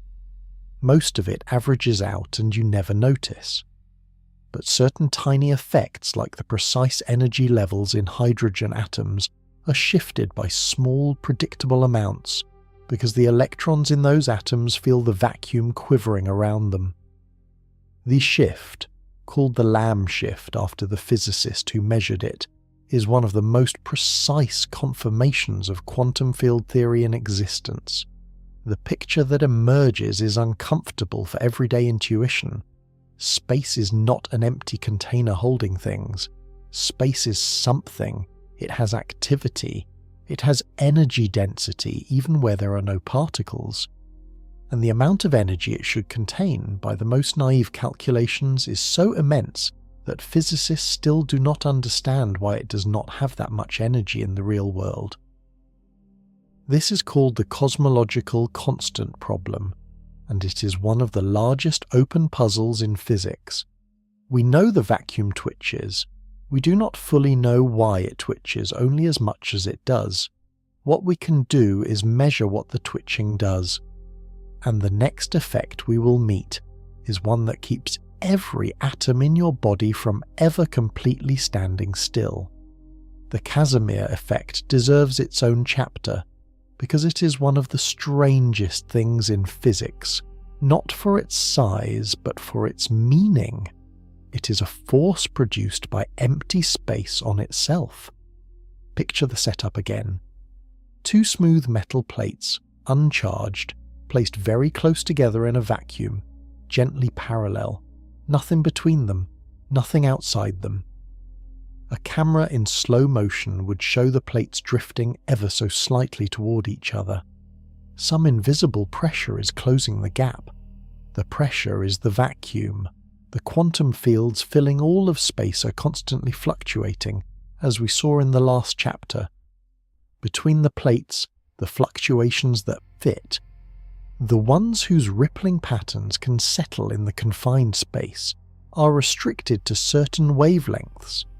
Outside the plates, the fluctuations have no such restriction.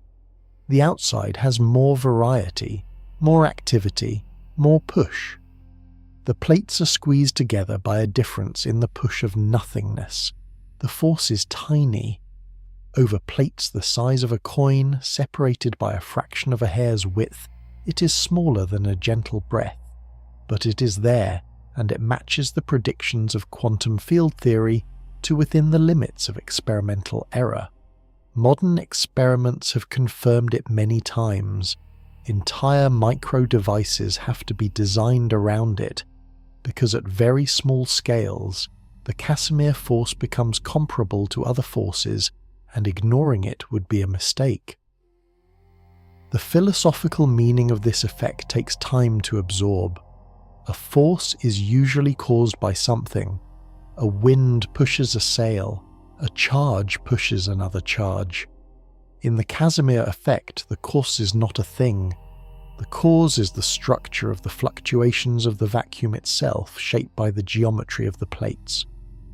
The plates are exhibiting a force because of how they carve up the nothingness around them. This was predicted in 1948 by a Dutch physicist named Hendrik Casimir, working on how quantum fields behave near boundaries.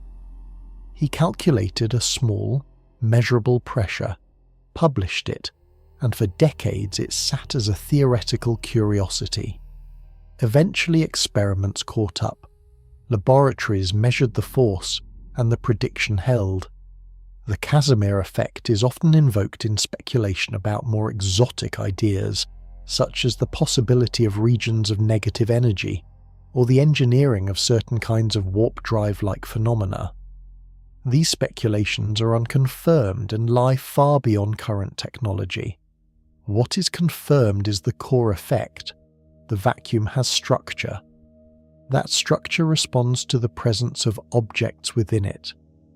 The push that results is small enough to ignore in daily life and large enough to shape the design of delicate instruments. Consider what this means for the atoms in your body, which are in constant contact with the vacuum's fluctuations. Every electron cloud, every nucleus, every pair of neighbouring molecules feels this quivering around it. The energy levels of your atoms are slightly shifted by it. The van der Waals force, which makes geckos stick to walls and holds together the sheets of graphite in pencils, is, at heart, another face of the same quantum fluctuations at short distances. You are held together, in part, by the activity of what is supposed to be nothing. This also leads us directly to the next chapter's puzzle. If the vacuum is never fully still, then the particles in your body are also never fully still, even at the coldest conceivable temperature. There is a residual motion, a baseline hum, that no refrigerator can remove. It is the quietest nature allows, and it is not zero. In the everyday world, cooling something slows it down. Ice is slower than steam. Liquid nitrogen is slower than ice. If you could just keep cooling forever, eventually everything should stop moving entirely. That perfect stopping point has a name: absolute zero, about 460 degrees below 0 Fahrenheit. It is the coldest temperature possible in the universe, the bottom of the thermal scale. Classical physics predicted that at absolute zero, all motion would cease. Atoms would sit perfectly still. Quantum physics says otherwise. Even at absolute zero, atoms continue to quiver, not because there is any heat left, but because the uncertainty principle forbids them from standing perfectly still. If an atom were at an exact location with zero motion, its position and speed would both be perfectly known, which is forbidden. The universe refuses, so the atom keeps a minimum baseline of jiggle, even when every scrap of heat has been drained away. This residual motion is called zero-point energy, and it is not a small correction to the classical picture. It is a statement that the lowest possible state of any system is not actually at zero energy. It is at the quietest state nature allows, which still has non-zero activity. This has consequences. Liquid helium, for example, does something no other substance does. If you cool helium toward absolute zero, it refuses to solidify under normal pressure, no matter how cold it gets. The zero-point motion of the helium atoms is so large, relative to the weak forces holding them together, that they cannot settle into a solid arrangement. They keep drifting past each other as a liquid, down to temperatures where anything else would long since have frozen. Only by applying enormous external pressure can helium be coaxed into a solid. Ordinary substances, with heavier atoms and stronger bonds, solidify because the zero-point jiggle is small compared to their internal forces. Helium, with the lightest atoms of any element except hydrogen, cannot. Its zero-point motion wins. Zero-point energy is also at the heart of why the Casimir effect exists. The vacuum's fluctuations are the zero-point motion of the quantum fields themselves, and the differences in those fluctuations between regions produce measurable forces. Some popular writing latches onto zero-point energy as a potential source of usable power, imagining engines that tap into the vacuum's hum and extract work from it. Actual physics makes this picture difficult. Zero-point energy is the lowest energy state, which means, by definition, you cannot extract energy from it without leaving behind something at a lower state, which does not exist in most situations. It is the floor. You cannot mine below the floor. Certain exotic configurations can shuffle energy between parts of the system, but no simple engine can run on the vacuum. What zero-point motion does is ensure that nothing in the universe is ever truly still. Your body, every atom in every cell, is buzzing faintly even at rest, even if you could lower it to the coldest temperature the universe allows. The motion is small compared to the thermal motion at room temperature, but it is there and it never stops. This also completes the picture of how different the atomic world is from the classical one. In the world we see, objects can be at rest. In the world that builds them, nothing ever fully is. Stillness, as you experience it, is an illusion produced by averaging over countless tiny motions that never cease. And we have one more strange property of particles to meet, one that exists without any everyday equivalent. The property called spin. Every particle has a property called spin. The name sounds familiar, and that is a problem. Spin, in particle physics, is not the spinning of a top. It is not rotation in the ordinary sense. It is something different, something that happens to share a bit of mathematics with rotation, so the early physicists borrowed the word. Now we are stuck with it, and the borrowing causes endless confusion. Here is what spin actually is. A particle, by virtue of what it is, carries a fixed amount of a property called angular momentum. It behaves, in magnetic fields and other interactions, as if it were rotating. But it is not rotating. If you tried to picture an electron as a tiny spinning sphere, and worked out how fast the surface would have to move to account for the measured spin, you would find that the surface would have to move faster than the speed of light. The sphere picture breaks.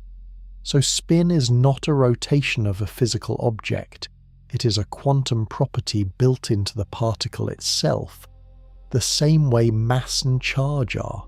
It has a direction, sort of. It has a magnitude, exactly.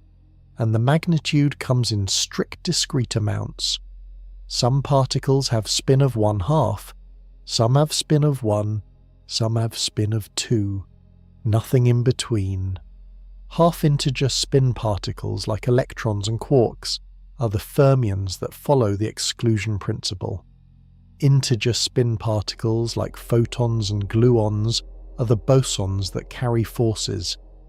If you try to measure the spin of an electron along any axis, the answer is always one of two values, up or down, as physicists call them, with the axis being whichever direction you chose. Not a little up, not a little down, not zero. Always one of the two. Even if the electron was minding its own business, seemingly spinning in some other direction entirely, the act of measuring forces it to answer along your axis. Measure it along the vertical axis and get up. Now measure along the horizontal axis. The answer is either left or right, with equal probability. The previous up result has been, in some sense, forgotten. If you now remeasure along the vertical axis, the answer is again either up or down, randomly. The act of measuring in a new direction erased the information from the old direction. No electron has a well-defined spin along all axes at once. It can only answer crisply one axis at a time, and changing the question scrambles the previous answer. This property alone has no everyday counterpart. A spinning top has a well-defined axis, and you can measure its tilt and its rate along any direction you like, and the answers all fit together smoothly. A particle does not. Its spin is a quantum property that the act of measurement quantizes along whichever axis you choose. Spin is also responsible for much of what distinguishes the behavior of different kinds of particles. The exclusion principle, which we met in earlier chapters, applies specifically to half-spin particles. Integer spin particles are allowed, and in fact encouraged, to share states. This is why laser light works. In a laser, huge numbers of photons pile into the same state, reinforcing each other into coherent focused beams. If photons were half-spin particles, they would refuse to share, and lasers would be impossible. Your body, your world, everything you see is shaped by which particles have which kind of spin. The universe's most stubborn architectural choices trace back to this single quantum property. And spin becomes especially strange in one particular phenomenon, the one we will meet next. A phenomenon that connects particles in a way that disturbed Einstein for the rest of his life. Prepare two electrons together in a careful way. Put them into a state where their combined spin is zero. One will be found spinning up, the other found spinning down, along any axis you later measure. You do not yet know which will be which. The pair is entangled, their spins linked, their combined state fully described but their individual state still fluid. Now separate them. Send one to a laboratory on Earth. Send the other to a laboratory on the far side of the galaxy. Keep them shielded from disturbances. At some chosen moment, measure the spin of the Earth electron along a vertical axis. You get one of two answers, up or down, at random. The instant you get your answer, the other electron, tens of thousands of light years away, is no longer a blur of possibilities. It is now fully committed to the opposite answer. If you measure up here, a scientist there would measure down. If you measure down here, they would measure up. This correlation has been tested countless times at laboratory distances. It holds. Every prediction of quantum mechanics about entangled pairs has been confirmed by increasingly strict experiments. The correlation is real. The natural question is whether the Earth measurement somehow sent a signal to the distant electron, reaching across the galaxy faster than light, telling it what to be. Einstein called this spooky action at a distance and refused to accept it. He thought the electrons must have carried their eventual answers with them from the start. Hidden instructions, determined at the moment of entanglement, later revealed by measurement. No signal needed, no spookiness, just hidden variables we had not yet discovered. For 30 years, Einstein's hidden variable idea was a reasonable alternative. Experiments could not distinguish it from the quantum prediction. Then, in 1964, a physicist named John Bell worked out a test that could. Bell showed that if the electrons really did carry hidden instructions from the start, then certain statistical patterns in the measurements, taken along carefully chosen axes, must satisfy a specific mathematical inequality. If the quantum prediction was correct instead, the statistics would violate that inequality. The two pictures could finally be told apart by experiment. The experiments were done, refined, and done again. The results violated Bell's inequality. Quantum mechanics was right. Einstein was wrong. The electrons do not carry hidden instructions. The correlation really is generated at the moment of measurement, with no local plan set in advance. This conclusion is so strange that it took some getting used to, and it is worth being careful about what it does and does not mean. Entanglement does not let us send messages faster than light. The results on each end look perfectly random by themselves. You could not tell, from your Earth measurements alone, whether the distant observer had measured their electron or not, or what axis they used. Only when the two observers meet and compare notes do the correlations become visible. But the correlations are there, and they cannot be explained by any theory in which each electron has its own hidden local state that was set at separation. The universe does not work that way. What this means for the structure of reality is the subject of the next chapter. Bell's result has a nickname in some circles, the death of local realism. It is the clearest demonstration physics has given that something about our intuitive picture of an independent, objective world of separate things must be wrong. Bell's work is one of the most quietly devastating results in the history of science. Most people have not heard of it. Physicists who have thought about it long enough often treat it as the single most important thing quantum mechanics has taught us about reality. Here is the core idea again, slowly.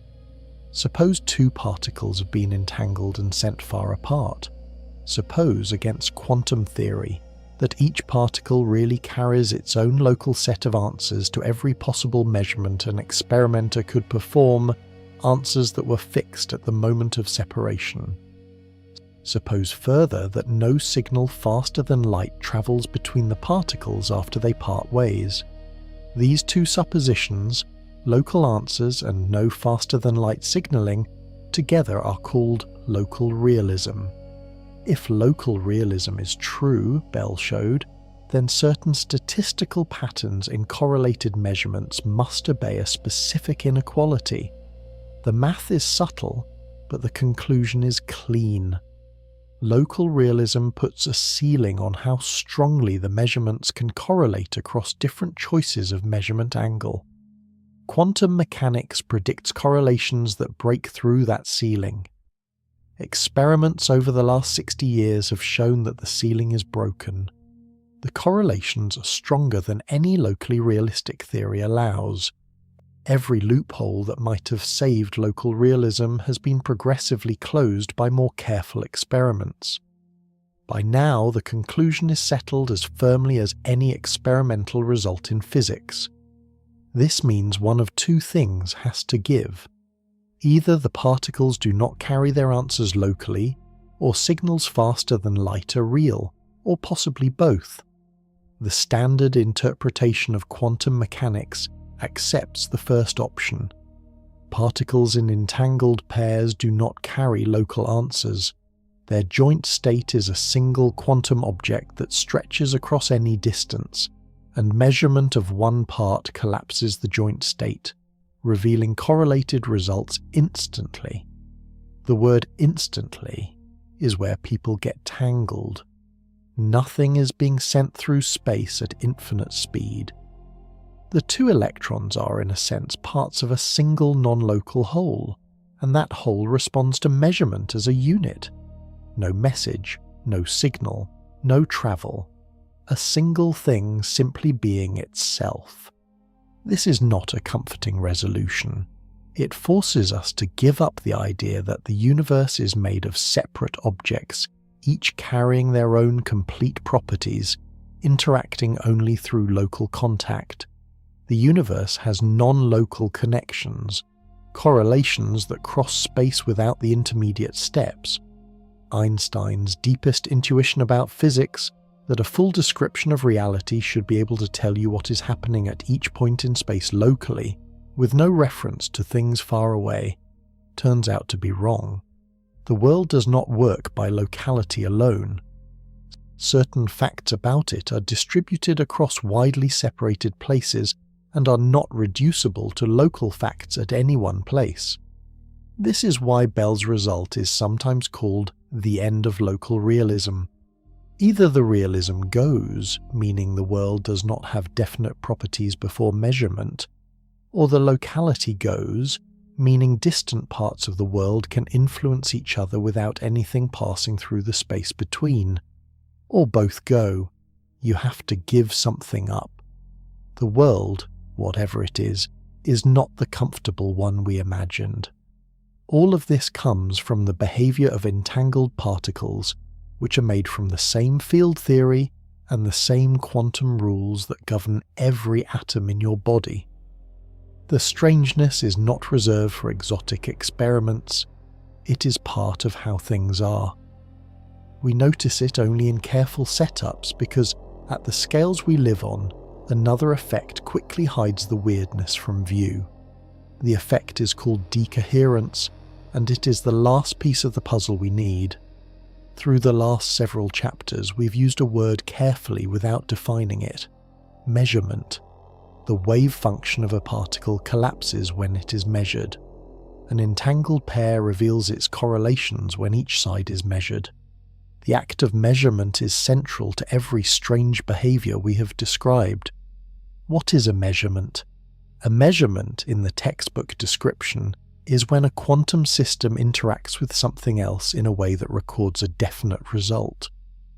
The electron's fuzzy cloud becomes a dot on a screen. The entangled pair gives each observer a specific answer. Before measurement, the quantum system is in a spread-out state. After measurement, it is in a single, definite one. The problem is that this definition lumps together two kinds of physics that quantum theory describes very differently. Between measurements, a system evolves smoothly according to the equations of quantum field theory, spreading out, interfering with itself, following deterministic rules. At the moment of measurement, the system jumps, apparently instantaneously and probabilistically, into a single outcome. These two kinds of change, smooth spreading and sudden jumping, are governed by different rules in standard quantum theory. The theory does not tell us inside the math when to switch from one rule to the other. Is a measurement whenever a human looks? That seems absurd. The universe was behaving quantum mechanically long before any humans existed and continues to outside any lab. Is a measurement whenever any macroscopic device records a result? That is closer to what physicists mean in practice. But where do you draw the line between a macroscopic device and a quantum system? A camera is made of atoms too, so is a brain. The puzzle of when and how wave function collapse happens is called the measurement problem, and it is one of the oldest open issues in the foundations of physics. Different interpretations of quantum mechanics handle it differently. One interpretation, called Copenhagen, says that collapse really does happen, that measurements are a special kind of event, and that the details are not something the theory is meant to explain. Use the math, get predictions that match experiments, and do not worry about the metaphysics. This is how most practicing physicists treat it day to day. Another interpretation, called many worlds, says that collapse never happens. Every possible outcome of a measurement happens in a branch of reality. The universe is constantly splitting into a mind-boggling number of parallel versions, each containing one definite outcome. You, the observer, find yourself in one branch, unaware of the others. The wave function never actually collapses. It just develops into many non-interacting pieces, one for each result. Other interpretations exist. Some add hidden mechanisms that cause genuine occasional collapse. Some treat the wave function as information about the observer's knowledge rather than about reality itself. Each interpretation matches the same experimental predictions because quantum mechanics as a calculational tool is not in dispute. What is in dispute is what it all means. No one knows which interpretation is correct. Experiments so far cannot distinguish them. The mathematics is agreed on. The reality is not. You can study physics for a lifetime and be unsure whether you live in a universe that branches, a universe that collapses, or a universe that does something else entirely.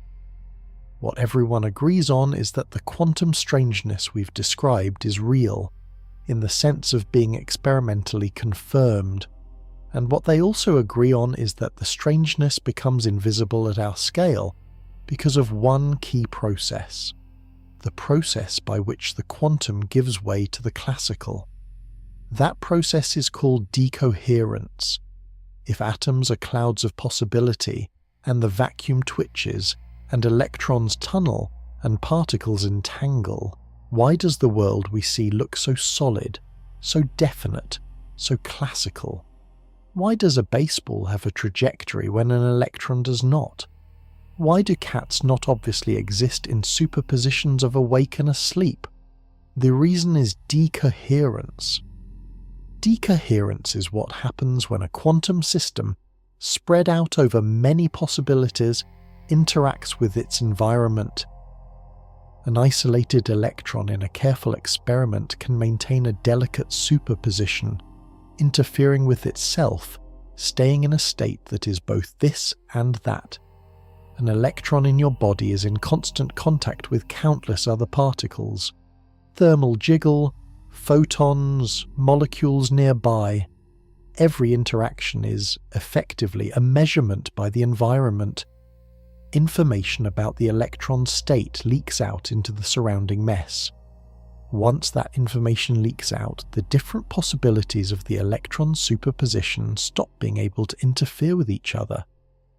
They become, for all practical purposes, separate branches. Not in a mystical sense, in a statistical sense. The environment has mixed up the delicate relationships between them beyond any hope of reassembly. The system looks as though it has a definite state, because no experiment on the system alone can reveal its hidden spreading anymore. Decoherence is how the classical world emerges from the quantum one. At the scale of a single atom in a careful vacuum, quantum superpositions survive for a long time. At the scale of a speck of dust in a room, the speck is bombarded by so many particles per second that any quantum spread it might have falls apart almost instantly. At the scale of a baseball, the spread falls apart faster than anyone could measure. A baseball behaves classically because its environment is constantly measuring it. This is why we do not see superposed cats, superposed chairs, superposed people. Not because the rules change at large scales, but because large things are so strongly coupled to their environments that their quantum spread dies instantly. The rules are quantum all the way down and all the way up. But decoherence hides the weirdness behind a thick curtain of environmental jostling. Decoherence also partially addresses the measurement problem, though it does not solve it. It explains why, for all practical purposes, we can stop tracking the quantum spread of a macroscopic system after a measurement. It does not explain by itself why any single definite outcome happens instead of another. That is where the interpretations diverge. Copenhagen says collapse does happen. Many Worlds says all the outcomes happen, and we experience only one. Decoherence is compatible with both, and with others besides. What decoherence does beautifully is reconcile two facts that, on the surface, look impossible to reconcile. The fact that quantum mechanics is weird. The fact that our experience is ordinary. The weirdness is real, but it is hidden from us at macroscopic scales by the environment.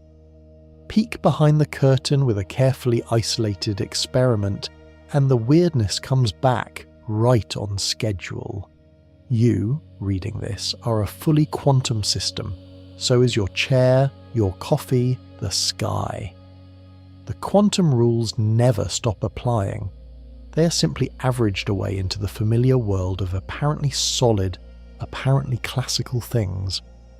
Somewhere in every moment of your life, an electron is deciding between tunneling and not tunneling. A particle is choosing between two possibilities. A field is fluctuating faintly. You just cannot see it. Decoherence has made the view ordinary. We have 2 chapters left. The first is about where the forces you feel come from. The second is about where the mass of fundamental particles comes from. And then we will step back and look at the whole atom again with new eyes. We've mentioned forces many times. Electromagnetism, the strong force, the weak force, gravity. We have not yet said clearly what a force is in the quantum field theory we now have in hand. Here is the picture. When 2 charged particles repel each other, like 2 electrons, they are not simply pushing on each other at a distance. They are exchanging particles of light, called photons, back and forth. Not photons you can see. Virtual photons, excitations of the electromagnetic field that exist only long enough to pass a tiny transfer of energy and momentous between the 2 electrons before disappearing back into the field. The net effect of many such exchanges is the electric force. Each of the forces works this way, with its own kind of exchange particle. Electromagnetism uses photons. The strong force uses gluons, as we saw in the chapter on quarks. The weak force uses particles called W and Z bosons, which are massive and therefore short-ranged. Gravity, we believe, uses a particle called the graviton, though no one has yet detected one. The theory of gravity as a quantum field is still incomplete, one of the great unsolved problems of physics.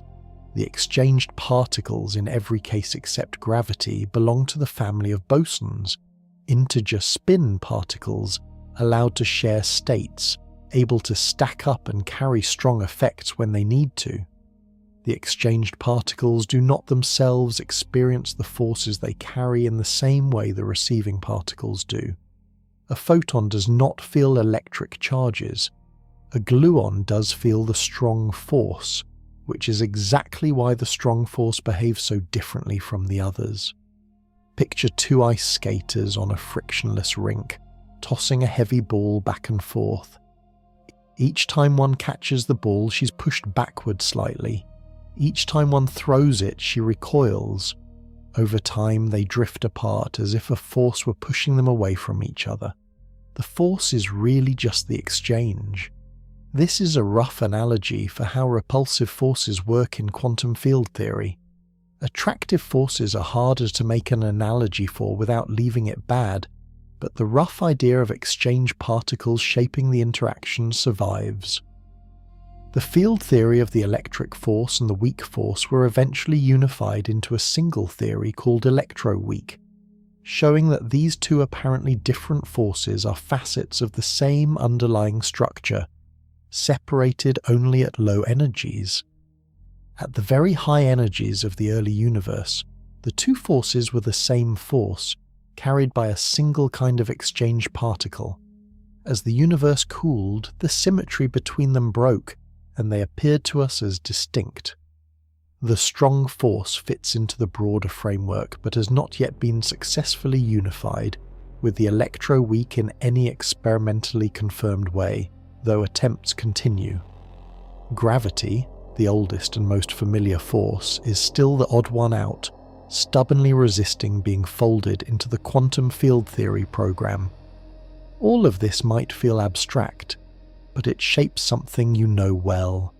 Every touch, every light, every magnet, every chemical bond, every beat of your heart happens through exchanges of virtual particles across the quantum fields.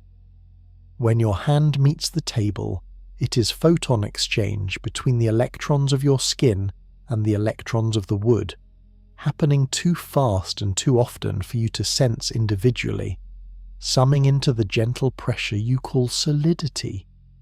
Your whole physical experience is the macroscopic result of uncountable tiny particle exchanges. The world is not made of stuff sitting next to stuff. It is made of fields talking to each other, constantly. There is one more field we should meet before we close. Most of the mass of everyday matter, as we saw, comes from binding energy inside protons and neutrons, the storm of gluons and moving quarks. But the small fraction that comes from the individual masses of the fundamental particles themselves, the electron mass, the quark masses, and the masses of certain other particles, has its own separate explanation. Fundamental particles, as it turns out, do not carry mass the way we first imagined. A particle, on its own, without reference to any field, has no mass. Something has to give it mass. That something is a field called the Higgs field, and it fills all of space. And it was famously confirmed to exist in 2012 by experiments at the Large Hadron Collider in Europe. Here is the rough picture. The Higgs field is like a thick medium permeating the universe. Some particles interact with it strongly, some interact weakly, some do not interact at all. Those that interact feel in effect a drag as they move through space. They resist acceleration. They behave as though they have mass. Those that do not interact like photons glide through without drag and behave as massless. The electron interacts with the Higgs field, and its interaction determines its mass. The up and down quarks interact a bit. Other quarks interact more. The top quark, the heaviest of the known fundamental particles, interacts strongly enough to have the mass of a gold atom. The photon does not interact at all, and so has no rest mass, and moves at the speed of light. The graviton, if it exists, would be similar. This was one of the outstanding predictions of 20th century physics. In the 1960s, several theorists, including Peter Higgs, worked out the mathematics. The theory required a new field with specific properties, and it predicted that disturbances in that field should produce a new kind of particle, a Higgs boson. Finding that boson would confirm the field exists. For decades, accelerators searched and found nothing. Then the Large Hadron Collider, built at huge cost for many purposes, but especially for this one, finally detected the particle. The confirmation meant that our picture of where mass comes from is basically right. The Higgs field is real, the Higgs boson is real, and fundamental particles get their masses by interacting with this field. This is one of the most spectacular successes of modern physics, and it completes a picture that had been waiting for completion for half a century. There is still much we do not know about the Higgs field. Why does it have the particular strength it does? Why do different particles interact with it in such wildly different amounts? The electron is light, the top quark is heavy, and we have no deeper theory that explains the pattern of their interactions. We know the rules work. We do not know why the rules are what they are. These are among the open puzzles that the next generation of physics aims to address. But the broad structure holds. Every fundamental particle with mass has that mass because it interacts with the field that fills all of space. You, your body, every atom in you, is made of particles pushing through a medium that is not a medium in any visible sense. Invisible, odorless, without weight, and yet giving weight to everything that feels it. The universe is stranger and more subtly woven than any picture you had in your head before starting this video. And we are now ready for the final chapter, where we look at an atom one more time, with everything we have learned carried along. We started with your hand on a table, 32 chapters ago. You now know, more deeply than most people ever will, what was really happening in that contact. Look at a single atom with new eyes. It is mostly space, with a grain at its center and a fog around it. The fog is not a swarm of orbiting balls. It is a set of standing patterns of the electron field, shaped by the electric pull of the grain and the refusal of the field to be localized too tightly. Inside that fog, electrons have no trajectories, no definite locations between interactions. They exist as clouds of tendency, only committing to a point when something forces them to. The grain at the center is itself a cluster of composite particles, each a frothing storm of quarks and gluons. The quarks are trapped inside their containers, permanently, by a force so strong it would create new particles from its own stretching energy before releasing even one. Almost all of the mass of the grain is not the quarks themselves, but the storm of energy around them, bottled into matter by the equation that links mass and energy. The atom sits inside a vacuum that is not empty. Quantum fields fill every volume, twitching faintly, producing pressures where boundaries are placed, shifting the energies of atoms they surround, carrying virtual particles back and forth to mediate every force you feel. Even the mass of the fundamental particles themselves comes from their interaction with one of these fields, the Higgs, a presence no instrument can see directly, but whose effects shape every weight you have ever lifted. When your hand meets the table, the electrons in your skin encounter the electrons in the wood. They cannot share quantum states by a rule that no particle may violate. They cannot approach too close without paying energy that nothing is offering them. So they stop, not at a hard wall. At the edge of an exclusion that forbids further overlap, you feel this refusal as solidity. You interpret it as touch. No atoms have come into contact. No surfaces have met. A ripple of your fingertips and a ripple of the table have refused to share the same space in the same way, and the refusal is what you call the world. Every property you take for granted about ordinary matter, its size, its hardness, its warmth, its ability to reflect light, its colours, its stability, its lifetime, is a consequence of quantum rules we have walked through. Atoms have size because the uncertainty principle forbids the electron from falling into the nucleus. Matter has stiffness because identical particles cannot crowd. Elements have their chemistry because electrons fill energy levels according to strict patterns. Stars shine because particles can tunnel through barriers. Your body exists as heavy matter because binding energy has weight. The sky is dark at night and bright in the day because photon ripples leave certain sources and arrive at the ripples that are your eyes. The deepest lesson is this: the universe is not built out of small things, it is built out of fields. The things we call particles are what the fields do. The fields fill everything. You are a set of slow ripples in those fields, holding together long enough to think about them. Something really strange is happening inside every atom. You have seen now what it is. The world is stranger than the world you were taught about in school, and stranger than you have felt it to be. And it has been this way, quietly, inside every atom in your body, for the entire time you have been alive. Take a breath. Those atoms are doing their quiet, impossible work, and you have just seen them as they really are.